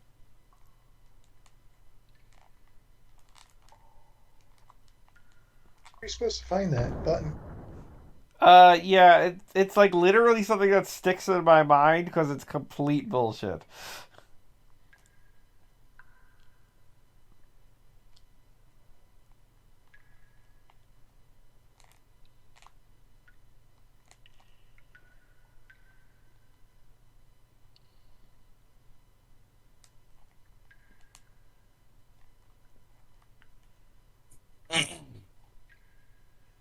Please enjoy what Xenogears calls a puzzle. That feels like a loaded phrase if I ever heard one. What Xenogears calls a puzzle. Just Xenogears God. doesn't know what it wants. Xenogears doesn't know what it chooses to be. God, just watching you wiggle over this way. Block pushing was all the rage. PlayStation. The PlayStation aesthetic, I'm going to talk about aesthetic now, like an asshole, is unique, interesting, and maybe not worth keeping. It is. I'd say a lot of it is something. good, except when it's actually trying to produce, like, the thing that the PS1's aesthetic is good at is producing things that look like that are surreal in a dreamlike fashion because they're barely holding together. Yeah, it's like the way it all jitters around and stuff. I feel like that's really cool, and I love it when games go out of their way to replicate that. Because the way it showed was there was essentially no. God, I read this somewhere. Okay, like in a modern system today, right? It's like a texture on a polygon is viewed. Yeah, there's no floating point operations. Is what you're getting. Yeah, it'll like sort of blend the colors. It'll like approximate what it should look like from an angle. There's none of that on the PlayStation. It's either showing the pixel on the texture or it's not. So like that's why it jitters. That's I believe the source of the jitteriness, which is neat, but also stupid. But I mean, I actually just really like the games that are like super flat shaded and untextured entirely because that's an extremely Oh yeah, strange no, those and are gloomy awesome. aesthetic. Oh yeah, those are awesome. Give more in the vein of like, well, I guess Killer 7 is like my gold standard for game with virtually no textures that looks incredible. Yeah, no, I'm actually gonna say things like LSD Dream Emulator, which is just Yeah, like sure, stuff like that. going Like just full really, on for the go like just lean into like the weird discomfort factor. Like yeah. I'm still looking forward to Crypt Dream Worlds for that exact reason. Oh man, I That's a forgot that was game. That's a happening. game that wants you to be upset. Just be a very specific kind of vaguely unsettled. Yeah. This puzzle seems bad. I'm reminded that there was a very good reason that almost every PS1 game used blocks that could be moved only on a grid surface. Yes. And you can't, like, accidentally give one up by accident, and it's just terrible. Yeah. Okay, got that one. And then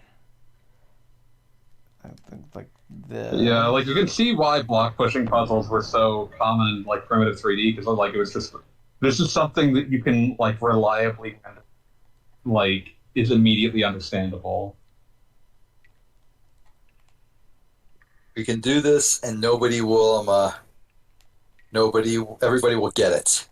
There's no risk of everybody just like looking at the screen and saying, "What the fuck is this garbage?" Yeah. there's, like, supposed to be...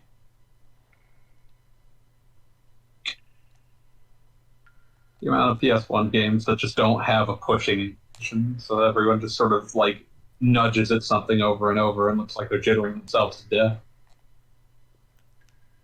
Jitter, jitter, jitter. Wiggle, wiggle. Weagle, weagle, weagle, weagle. I will not stop wiggling. You do not have what it takes to stop me from wiggling. I mean, I can ask you politely to please stop wiggling. I mean, I will stop wiggling if you ask politely. I'm saying you don't have what it takes to force me to stop. I know. Like, literally... I was gonna try to though. Like, Yeah. like an invisible block somewhere around here.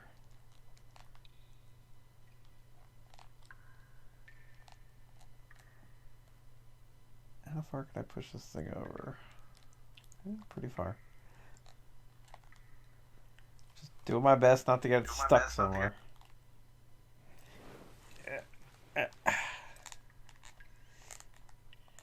So, I mean, yeah, Xenogears, fun game. Really important. Wouldn't rather be sitting in a chair right now. Where the hell is that fucking block? Has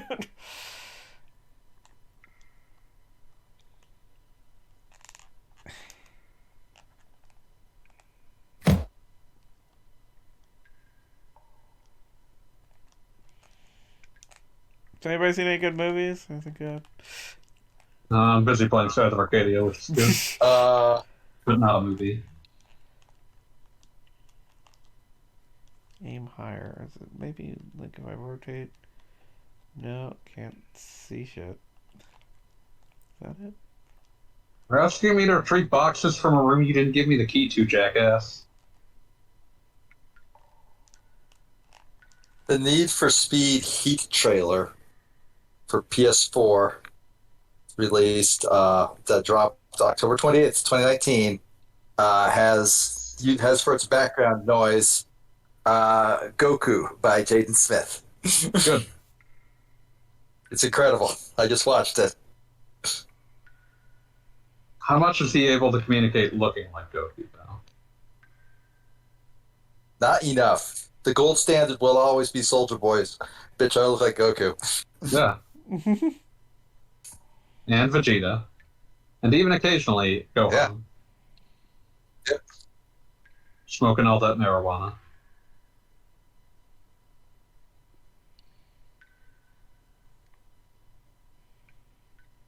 Let's all reflect on Soldier Game now. Oh, okay, I have to do that. Do we all have opinions about Soldier Game? What is Soldier Game? Yeah. Soldier Boy video in game? like late 2019 or something was like fucking like, yeah, I'm launching my own game console, and it was like a fucking thing that you get off Alibaba with his name attached to it for some reason. And So he we was like, advertise piracy. yes, like it was absolutely one of those things that just got like, here's 1 million NES ROMs.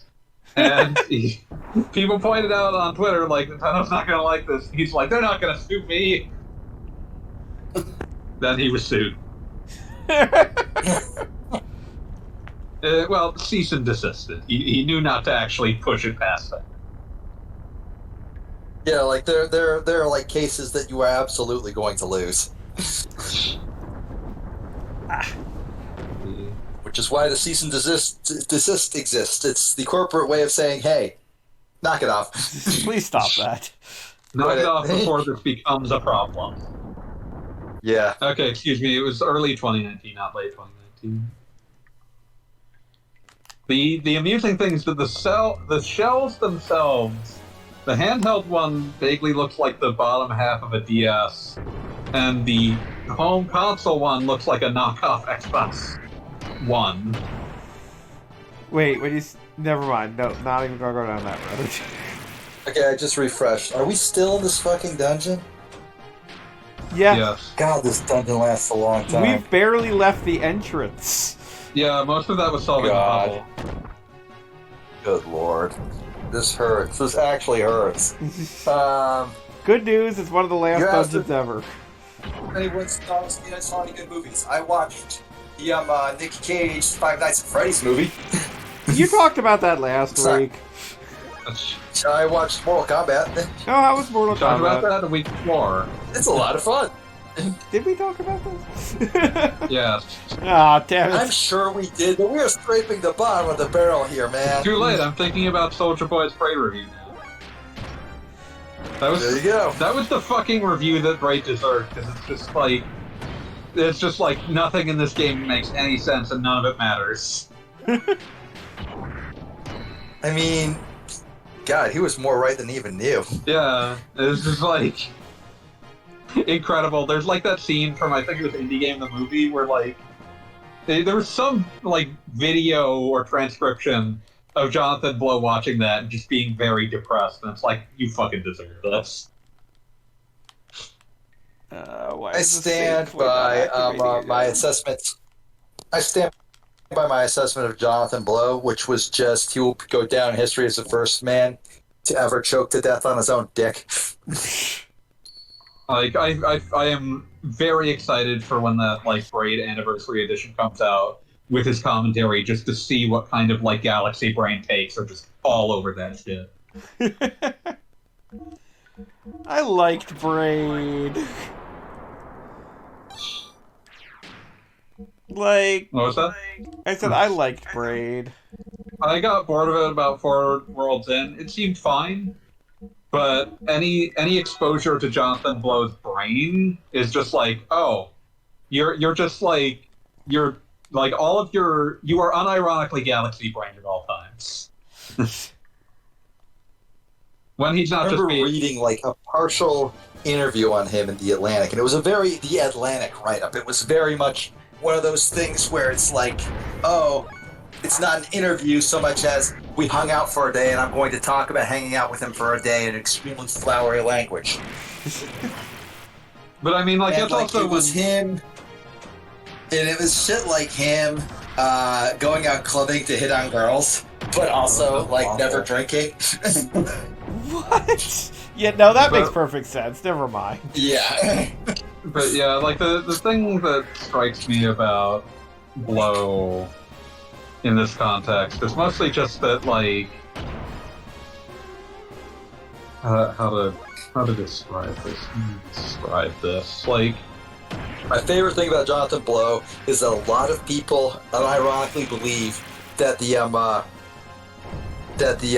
video of like one of his like super meaningful things in The Witness or whatever is actually the DJ Khaled edit, where he's telling you to do push-ups and stuff. And a lot of people unironically believe that's in the game because they don't, have the time to go through all the bullshit that game wants to do. Like the way that a lot of people genuinely believe that's in there, and that probably keeps Jonathan Blow up at night. That makes me happy. the way I describe Jonathan Blow as being very similar to like Jason. If anyone, that's probably just making things more confusing. Oh no! I know exactly who Jason Rohrer is, and he is an asshole. Yeah, like I'm very happy that I was like 5 years ahead of the curve on calling him an asshole, because it turns out he is an asshole. Jason Rohrer's most recent claim to fame was taking artwork done essentially like for free for his game about being scared of your neighbors, and selling it as NFTs. And then claiming that he was occupying a morally ambiguous space, which is what all true artists strive to do, because he is an asshole. Yeah, it's one of those situations where simultaneously, perhaps too in love, decent at designing a interesting mechanical game space to explore, too in love with their own philosophical concepts, doesn't actually have that much to say, but he's in my mind the absolute pinnacle. Him and Ken Levine of BioShock fame are the absolute tippity top of the stratum of video game artists who absolutely get high on their own supply, absolutely believe their own hype, and are shocked when other people say, hey, wait a second, this kind of sucks. Genuinely shocked. It never even occurred to him that could happen. And that's probably why he went out of his way to harass some poor Polygon reviewer for the better part of a year, just because he played the Castle Doctrine and said, hey, I don't like it. It's just really bleak and uncomfortable, and it didn't work for me. It's about being very scared of your neighbors. Yes, it's literally about being terrified of your neighbors. You can tell because it's called Castle Doctrine. Obviously. But he tormented that guy, sent him a whole bunch of weird emails, and the guy was like, look, just please remove my blurb from your Steam page. And that was all the guy wanted. He was just like, I'm not asking a lot here. The guy, Grower, was not about to budge on that stupid lie until finally he reached a compromise where he clarified that the review gave it a 5 out of 10 rating in the blurb. Because he had quoted it to make it sound like it was, what a brilliant masterpiece. But it was really just this is definitely different, but not, good. It's not amazing. But yeah, whereas J Blow's awful thing he'll choose to die on is being very upset when people point out that it sucks ass that he's tweeting about how women are just not wired to be able to do programming or some shit. Wait, that was him? He did that too? Jonathan Blow did that. I didn't know Jonathan Blow did that. I mean, I knew he was I knew he was full of himself and kind of a jackass. I didn't know he was a misogynist. That's new. Yeah, it's one of those things that was that takes you from merely being irritating to being you're just kind of a bad person. Yeah, that's the dividing line between haha, look at this idiot, haha, look at this fucking asshole.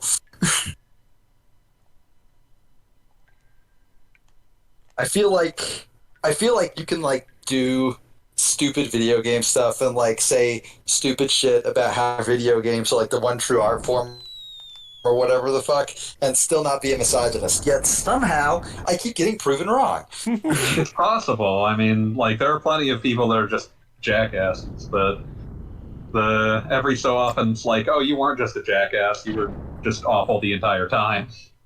I remember the first time I saw a picture of Notch, and I just said, wow, that's a guy who posts on R-Atheism.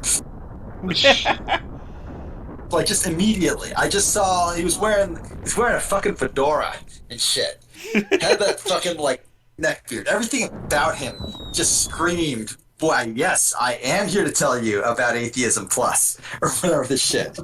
That was maybe the worst. And that's a Is really that the bad expansion snap pack? judgment. It's not good to judge people like that immediately. It's a bad thing to judge people by how they look, right? That's an objective fact we can all agree on. And I immediately, after I said that, said, no, Pete, that's not nice. Don't do that shit. And then the next 4 years happened, and I was right about everything. I mean, there's a certain Literally audience. everything.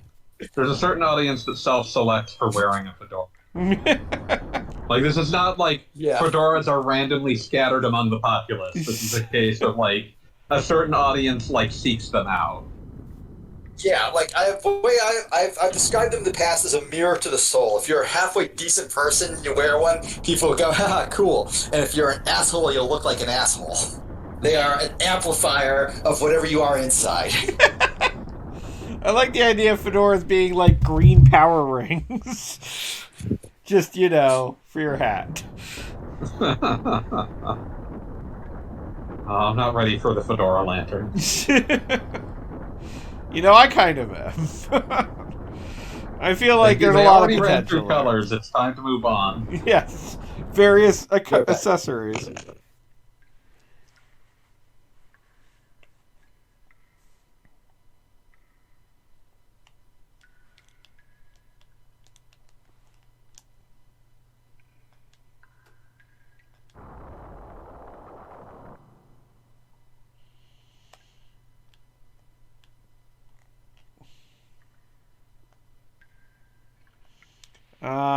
Nothing like a goddamn water puzzle.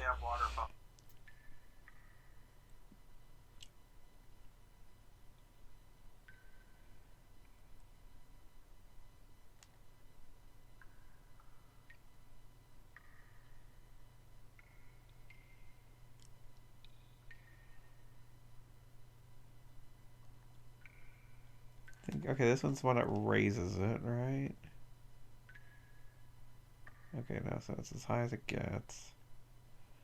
Does this just make us fall? Probably does. No, okay. Go right back in.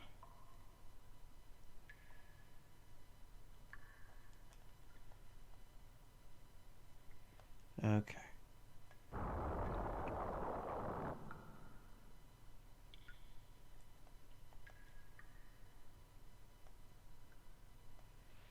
So I'm trying to pay attention to water levels here, so.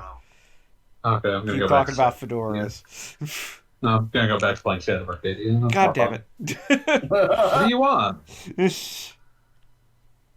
Want from me. Alrighty. What I miss? I'm currently dealing with a random puzzle.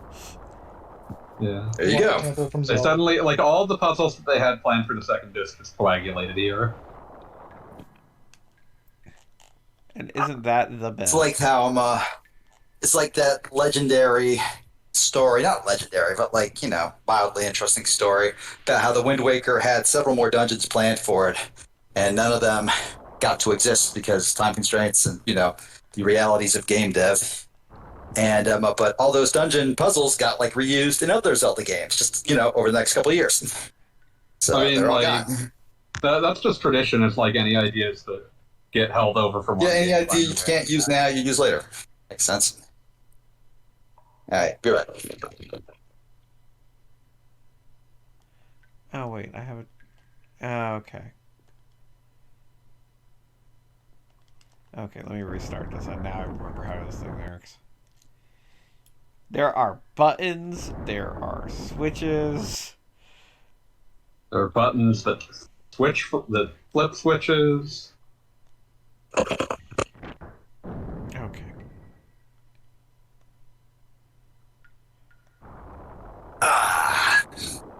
I am situated on a couch now.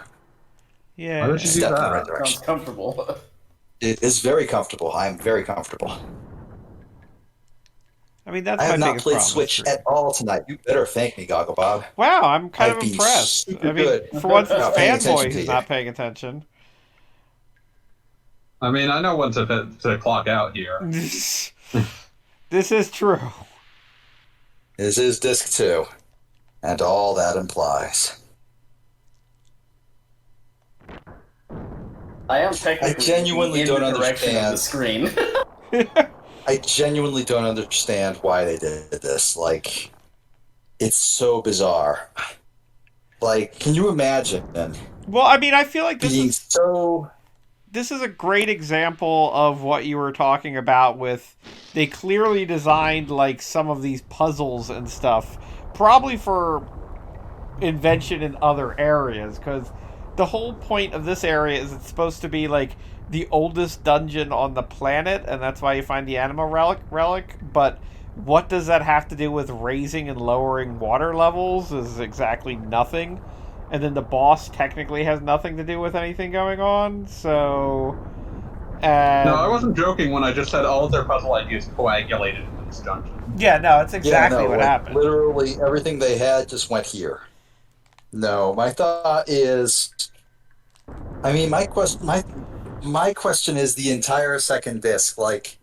Because that's an artistic direction. That is a choice made at a high level by somebody who cared a lot. You don't take that kind of compromise, because it's definitely a compromise, unless you are desperate for your story to be told. Like, I think it was very much that they didn't expect to be either still at the company or for the company to make good on the promise of Xenogears 2. That's the only thing I can Which, think of. in retrospect, was probably accurate. I mean, it wouldn't surprise me if absolutely. Takahashi was already considering leaving the company while the game was being made. No, I wouldn't be surprised at all. But, like, I guess what I'm trying to say is it's not even just that. It's more like I'm bad with words. You'll all have to bear with me here for a moment because I'm stupid and dumb. At that point, it's not even about making a good video game. It's about ensuring that your extremely specific vision exists in some form. The video game would be better without all this weird filler stuff and like 90% of the plot being delivered by a guy sitting on a chair, youth pastor style, telling you a long-winded story. You know as well Right? as I do that if he was a youth pastor, he would be like, the chair would be flipped around. Let's rap about Gears. Absolutely. Good rap talk. Let's have a Right? good talk about Ramsus and what he did wrong. What Ramsus means to you. Oh my god, I think The ways in which Ramsus affects your life, right? But there are ways, even like with these time constraints and with what they had left, they could have hammered out something that flowed well and stuff. But this is to me, this is an example of a case where they were so emotionally attached and invested to whatever the fuck story they were telling that they could not bear to cut it to just slice it down or rewrite it or just redo it. So they were like, no, my original vision must remain pure. I need you to understand It's the a right. very strange choice. I need you to No, it's a understand. totally understandable choice. But it's a strange No, that's not what I'm saying. I'm saying I need you to understand the person who wrote this immediately turned around and wrote Chrono Cross, a game that is infamous for being unwilling to abandon plot points that don't make any sense in the plot anymore by the final draft. Oh, in that case, yeah. No, absolutely. That just totally makes sense. Everything about that just makes so much more sense now. God. Why would you do that? I mean, let's agree that we might be being generous to assume that any part of Chrono Cross ever made dramatic amount of sense, because there's degrees here because it was never going to make perfect sense because it's a weird plot that wasn't fully thought through, I don't think. But there's degrees here where it's oh, this is JRPG, regular garden variety, you just have to go with it. And then there's the big scene where Lynx is shouting at the protagonist that you're the Chrono Trigger, and then that statement is never explained nor followed up on. I mean, wholly accurate, and other things about that, I gotta say, your little dudes are bastard. Was Oh yeah, they book it. Chrono I Cross appreciate that. They were skipping around. was Chrono Cross actually written by the same people who did Radical Dreamers, or was that? It was written by It was written primarily by Radical Dreamer's primary writer, Masato Kato. Okay, because that makes a certain amount of sense. But by the same token, what was Radical Dreamers so much does not work to be Chrono Cross. Like, you know, your dad's a Catman, Harry. Like, that kind of stuff just doesn't fly. And it seems like they were trying to pull Radical Dreamers correctly into it, and even at one point they admit that it has to be an alternate universe, and I don't even know what I'm saying. No, but it Radical doesn't work. Dreamers is like shown to be an alternate universe, and a small portion of it's translated into running.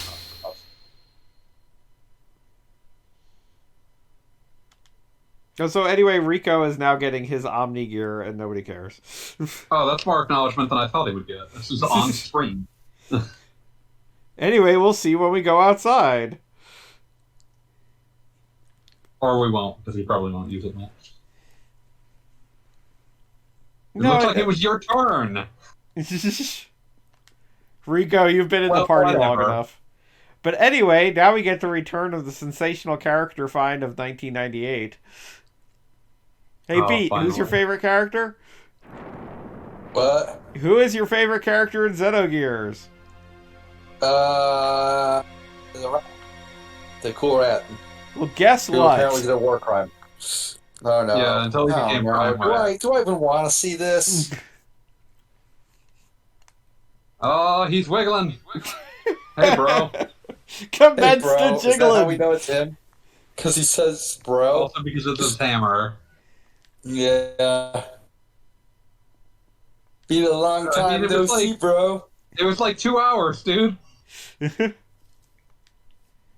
I feel think like in also a it's real been, game 20 it would have years. been like 10 hours. I think it's like in game time though it's been like 20 years. Oh god, Really they installed him into the for me. gear. He's no longer a cool rat. Now he's just a robot. Now he's just like half a pound of rat flesh strapped to a robot. That's pretty much accurate. That's sad. Also, he subverts what Kishi was talking about before with being part gear and not getting a character portrait, because he actually does get a character Yeah. portrait. Which is mostly just like the eye of a rat and some gear around it. Yeah, they definitely make a point of it being like not like what anybody would want to be. Like no reasonable anything would want to be this abomination. Yeah. Oh, He is wiggling though. Like he's wiggling a lot. yeah, he's just going to town. Gel breath. Man, they did Hammer dirty. They kind of I did. don't like this. I mean, I feel like they literally recognize this, which is why Xenosaga had a character who was named Hammer and had kind of the same personality, and he turned out to be a good guy. And with a pretty decent life for anybody who exists in the Xenosaga universe. As far as that, like, very, You know, weighted within scale. that extremely limited like scope, Yeah. he's doing okay. I mean, he's one of the few people to, like, survive in that universe. A little dark, but yes.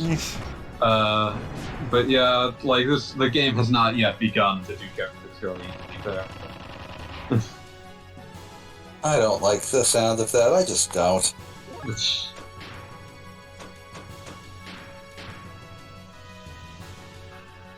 He's a very evasive dude, though. Yeah, no. I didn't remember. Oh, my Slippery. eyes. Yeah, Xenogears down. is not afraid of giving people epilepsy. Electric Soldier Xenogears. I mean, it should be though. Like that's just considerate. I mean, this was before Pokemon had its infamous moment. So they I think it probably might not weren't I thinking actually too guess, hard be, I about guess it. a lot of people were just like totally either not checked out, but like unaware of the scope of the issue at that time. Wasn't there Actually, a game that... Pokemon Sure. That. Electric Soldier Porygon had actually aired like 3 or 4 months before this game out. Okay, 3 or 4 months. Alright, there you go. There was time to fix it, but they didn't. played through what the fuck was it called? It's a game about motorcycle lesbians. Oh, Sayonara. Wild No, not those. Sayonara the other game Wild about motorcycle lesbians. That's the one. Yeah, Sayonara Wild Hearts. Yeah, it was pretty good. I liked it. I will say that it's definitely not a me game. It was not designed for the coveted beat demographic, but that's fine. I'm not all gamers. I shouldn't get all the games. I'm every gamer. It was definitely a very cool electronica album visualizer. Is that what genre it was? I don't know what genre. I don't know if that's technically the genre, but it feels correct when I say it, so I'm going with it.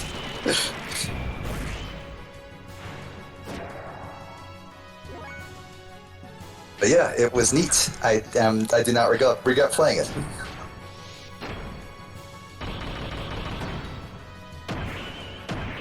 Yeah, I keep meaning to get to that one. I mean, like, I beat it in an hour. It's almost exactly an hour long. I just sat down, and then I was done playing it, and I was like, all right, that was cool. No complaints.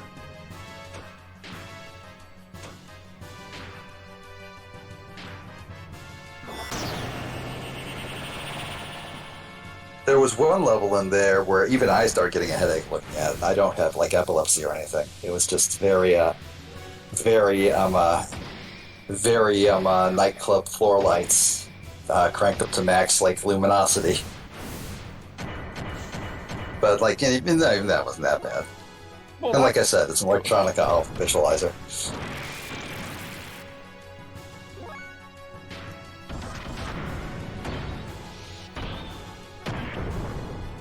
That's why I brought this up, because of flashing lights. That's where that whole train of logic came from. I keep forgetting that at this point in the game you have the ID system, which was established in the previous update, which allows Faye to go into Berserker mode for 3 turns. And I'm pretty sure the boss HP and defense levels are, like, literally based on you using it. Yeah. They want you to just use that constantly. Yeah, pretty much.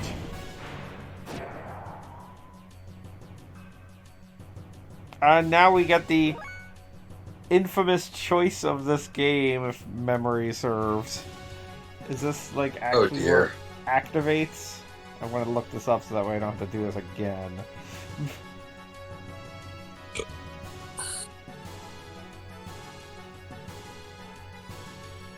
What is this, like the choice decides which ending you get? Not quite. Total party kill? Yeah, do I actually... Game over is sort of like an ending. Is it? Yeah, alright, I give up. You can do that. At one point, Hammer just says, I feel bad, and he's going to self-destruct. And you have the choice of fighting him to kill him, so to speak, or he explodes and kills your entire party.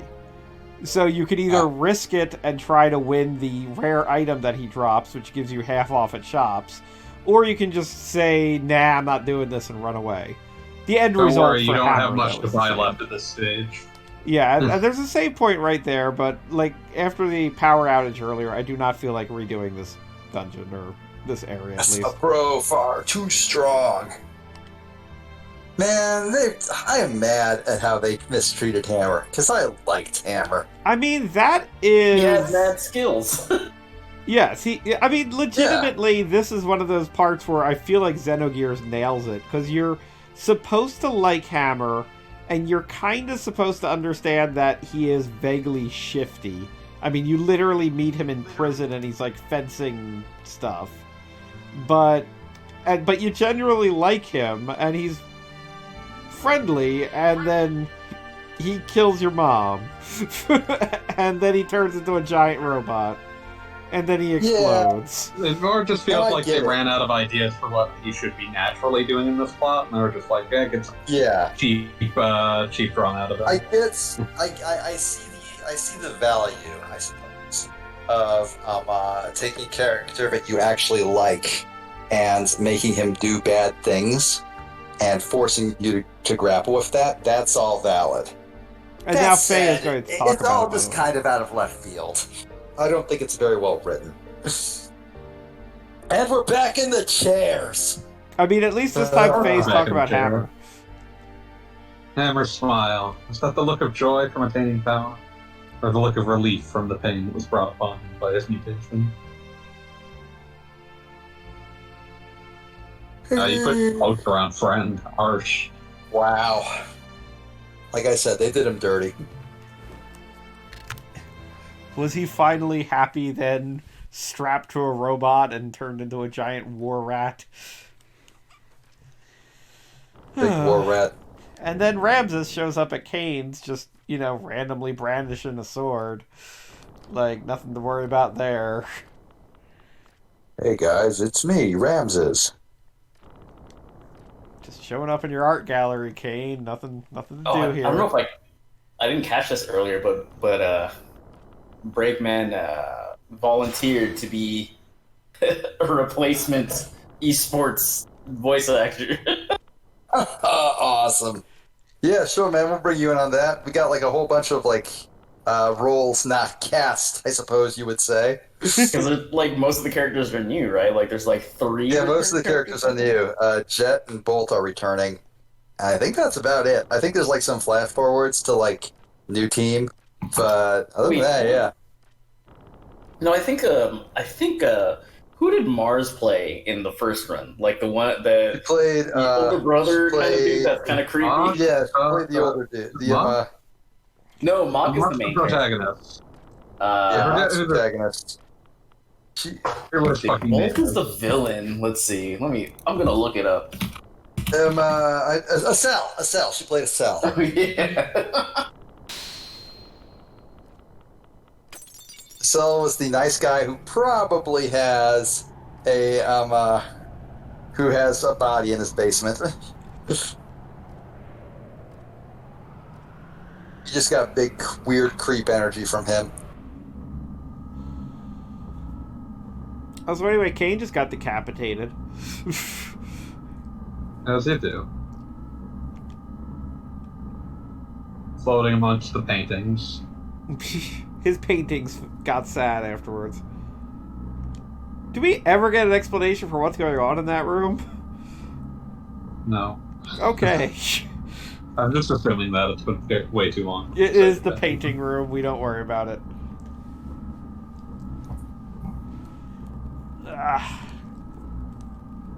Dad, Joseph, Gad, I don't know.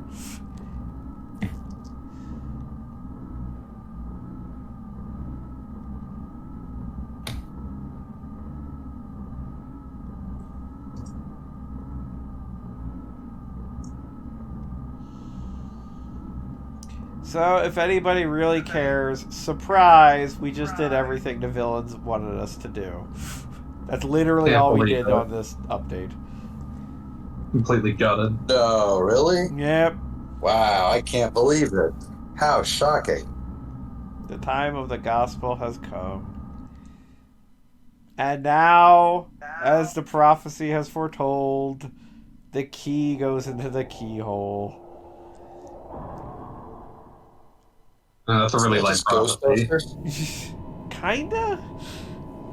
I mean, it's a really lame prophecy is what it is. I mean, if we fought a giant marshmallow man in our gears, that would be kinda cool. I mean, yeah, something to do.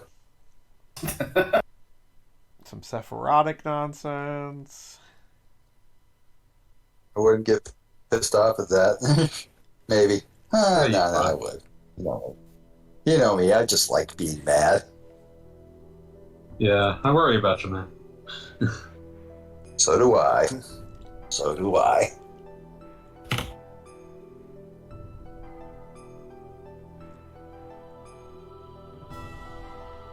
Stars. So once again, people are turning into zombies. It keeps happening. Like they had If it managed. happens more than once, that's a problem. Yeah, it happened, and then we were able to stop it, but then it happened again. Remember the good times. Also, I guess some Solarians very much survived everything that happened when Solaria, like, crashed into the ground. I just appreciate that you just called it Solaria. Yeah, it happened. It's hilarious. That's hilarious. I regret laughing at that. I didn't laugh at it, which makes me better than you. It appeared before us in all its majestic glory. Also, majestic might be spelled wrong. Look, translating Xenogears was a long night, okay? Oh no, this is like Mage's dick. God, what was that one PlayStation or the one Sony RPGs? It's like 50 things you could be talking about. What? The one that like was released like 3 years after the console was officially dead, because that's how long it took to localize. Oh, Lunar 2? Chapter. What? No. Lunar 2 was a 2000 game. No. I gotta find this now. This is gonna drive. You're probably thinking of Trails in the Sky second chapter. Probably. Arc the Lad? That's the one. Yeah, that's the one. Yeah. I remember I watched the What Happened video on that.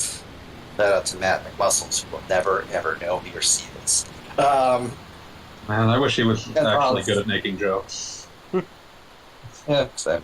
No, but like, the thing about that one is that there was so much text in that game that not only did like translating it turn into this like ridiculous multi-year long process, but at one point, one of the translators actually not threatened suicide, just like, well, no, threatened it. Like not like as I'm going to do it. It was not threatened in the sense of like.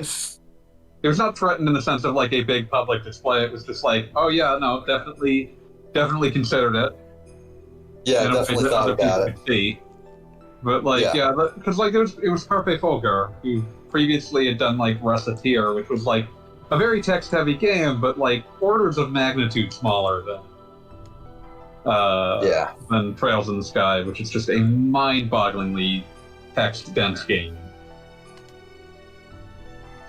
Like, I don't know. I cannot imagine putting that much text into your JRPG.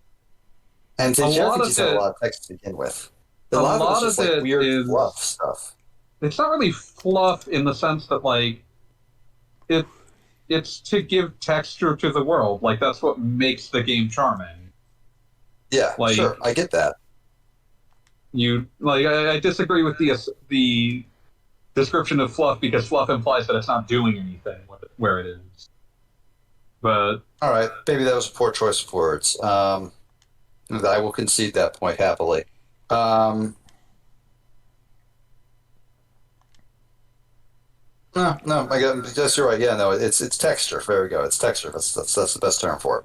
Yeah, and like there's a lot of that. Like because like every like giant swaths of like incidental characters will change their dialogue in response to plot points happening. And, it makes it feel more like there are people that are continuing to exist outside of these plot points. But it is also like just a tremendous amount of work to both write and localize. Yeah.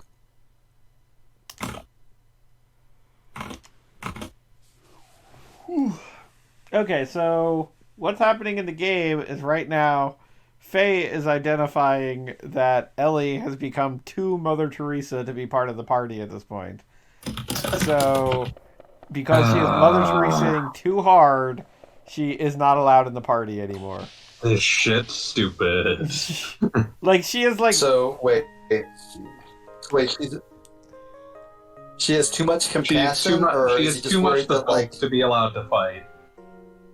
I mean, no, I guess that makes sense. Like if I was just hanging out with Pope John Paul II, for example, and he The was sequel. like, "Hey, let's go down the street and just fuck up some toughs." I'd be like, "Whoa, Let's whoa, get you're the Streets of Pope. Rage We don't to do shit." that." Oh my god. Can they make just a Pope Yeah. one of the characters in a beat 'em up? Because I'd be down for that. What do you think the last Streets of Rage 4 DLC character is gonna be? Into the Pope. It's gonna be the Pope. But yeah, like it's like this entire turn's really like there's a lot of things where I'd like look at something in Xenogears and be like, that's probably not a choice I would make. This is one of those situations where I'd say, this is just stupid. I don't like this. I mean, it is Yeah, definitely a this- situation where not only has Ellie actually been a effective, useful member of your party, so like, why would you give up on her? Also, Bart is just amazing for jumping on a table. But anyway, Yeah. I could see like the action or like the setup as like a way to create drama in the most dramatic video game of all time, Star Fox Commands. Yeah. They got a lot of mileage out of Fox, literally kicking Crystal out of the team, not because she was incompetent or because she was a pacifist or because of any reason other than the fact that she was his girlfriend and it made him like feel weird and insecure to see her like doing the same shit he did. Doing a sex with them. But it's just like Like he coached it like in terms of, oh, I'm here about your safety and just don't give a shit about my own safety, which also tracks because in that game it is pretty obvious that he is suffering severe depression. Star Fox in any Commands is a case, fucking weird game. Holy shit. in the Xenogears video game, like this entire turn would have been hard to swallow even if this section of the game was finished. But like to move Ellie from the character who's like the representative of like the sort of Solaris and like what a human raised there is like character into like a character who is to this point essentially been completely irreligious to the lead like religious figure of this world essentially over the course of 3 hours to the point where she's not allowed to fight anymore is just mind-boggling. Oh yeah, no, it's a dumb move. but this does all clear the way for literally every member of your party to say, "Hey, Faye, you want to go get laid?" And then he does. Just throw that Does out. he go Chaz? Faye is I'm going. going to say this. I'm just going to say this because I feel it needs to be said.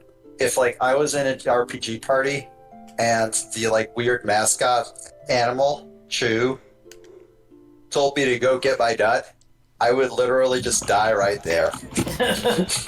And nobody Video would blame games are you. over. I am going to kill over dead. I would just go like, nope. In the past, I have fucked, but I shall never fuck again because you told me to. Gonna go become a monk, live on a mountain, meditate under a waterfall. I mean, legitimately, Faye would be into that. Leave the pleasures of the flesh behind, because that thing told me to go get some action, and I refuse to let that thing be right. To do anymore. Damn. Fucked up, Faye. God, this funny, fucking isn't it? sucks. We used to be enemies, but now we're together like this. I am me, and you are you. I am he is, you are he is, you are me, and we are all together. Well, I thought I liked you. Is she saying she doesn't like you? Because that's gonna make whatever happens next really awkward. Oh god.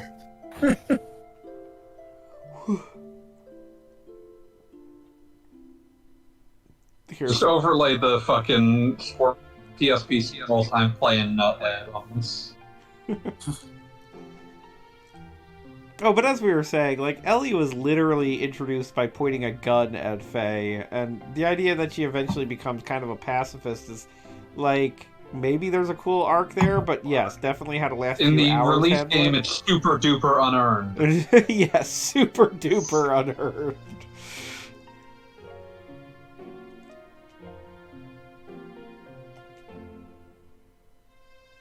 Oh god, I just remembered we haven't done any of the whole id reckoning. Oh my god. Yeah, that's gonna be like an entire. Every time I think Xenogears is almost done, I remember we've got like an entire week of just Faye talking to himself. It's like the medieval section of Seven, but more nonsensical. I don't think like we needed this to happen to us. Like every LP I did, like had some connection to Xenogears, so I feel like it had to happen. Just like Faye and Ellie had to get their Mac on. I'm not saying this wasn't inevitable. I'm just saying that it'd be nice if it wasn't. Oh, hey, an animation. We paid for this fucking animation. We're using it. And then, thus, did Faye get his Mac on. GG on fucking Mother Teresa. Return of the Mac. Return of the Mac. Faye never took his clothes off the entire time. Faye, actually, I don't think you realize it. Those aren't clothes. Faye's been naked the whole time? That's just what he looks like. Yeah, that's just like a part of his body. It really is bizarre because Ellie is absolutely naked under that sheet. Dressed. I think the implication is he got up, got dressed, and then she woke up and was like, "Bro, what? Like, you're not gonna stick around for coffee? This sucks, man." Also, the way they've done it makes it look way weirder. Yeah, no, the way they've done it makes it look stupid and weird and bad. Yes, like if they had to stay shirtless, like putting on his shirt. But that's like 8 frames of animation. That's too much time for that, dude. Also, as I realize this can be accommodated, there is no way 2 human beings fit in that bed in any conceivable way.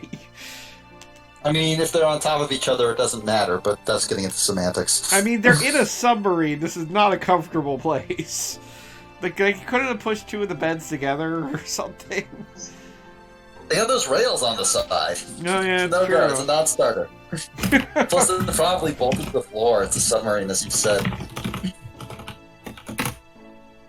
So, yes, we just watched the most awkward sex on the PlayStation. Not to be confused with Wild Arms 2, which is totally, like...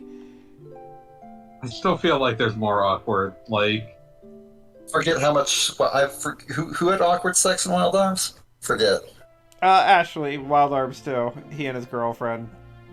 Like, little Ashley Winchester. Very much implied happens. No, what? Or let me put it this way. There is a scene where it's very much implied it happens, and then during the ending, they've already had kids. Okay, well, there you go.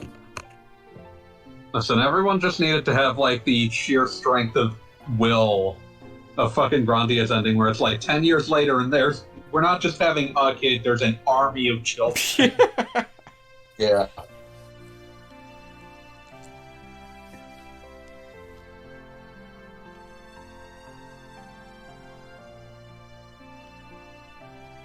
And then also, I've mentioned this on a previous stream, but Ellie's gear was literally named Verge, which is, I believe, French for virgin? I might have that wrong. It's definitely some language. Yeah, some language for virgin, and at this point now she will literally never pilot that gear again, or you can never control it again. Symbolism! She has shed the virgin gear.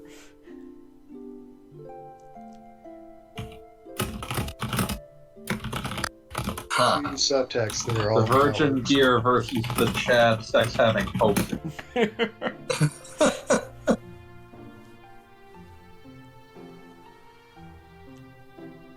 Also, this is one of those weird foreshadowing things wherein Ellie refers to, like, visiting this town for the first time and, like, it being something that she recognized And it kind of like Ellie seeing that gear in the other scene. It seems like something that they could have literally put in the game. Like Ellie's been here in previous scenes. Oh, what's going on? She could have mentioned stuff. But now she's had sex and thinks she's had past lives. I mean, I don't know if this is normal for most people, but whatever.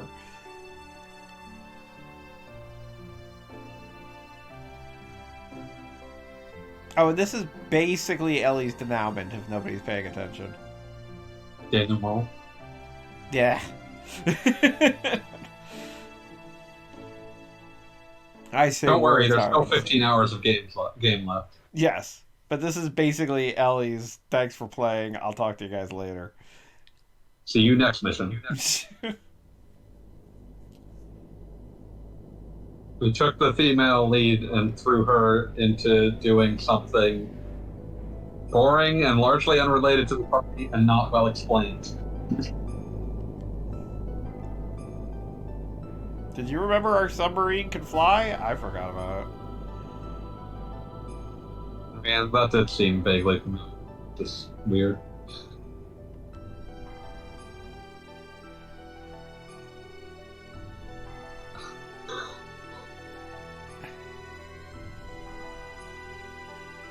Eldritch. Yes, does anybody recognize the interior of the spaceship? It might be the opening intro spaceship reproduced in little 3D graphics. No! Oh no. That ship didn't end well.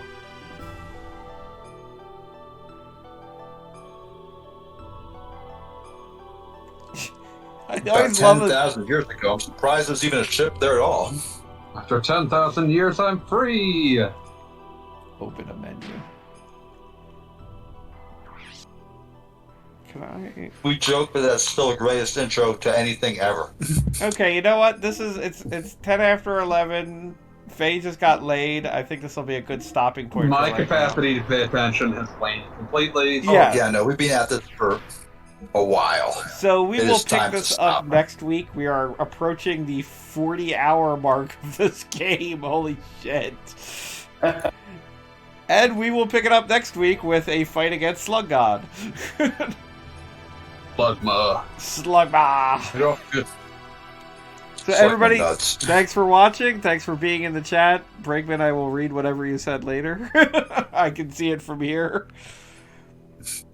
And If you're on a everybody have a Slugma good now. night. Good night, Say all. goodnight, guys. Say goodnight, everybody. Goodnight.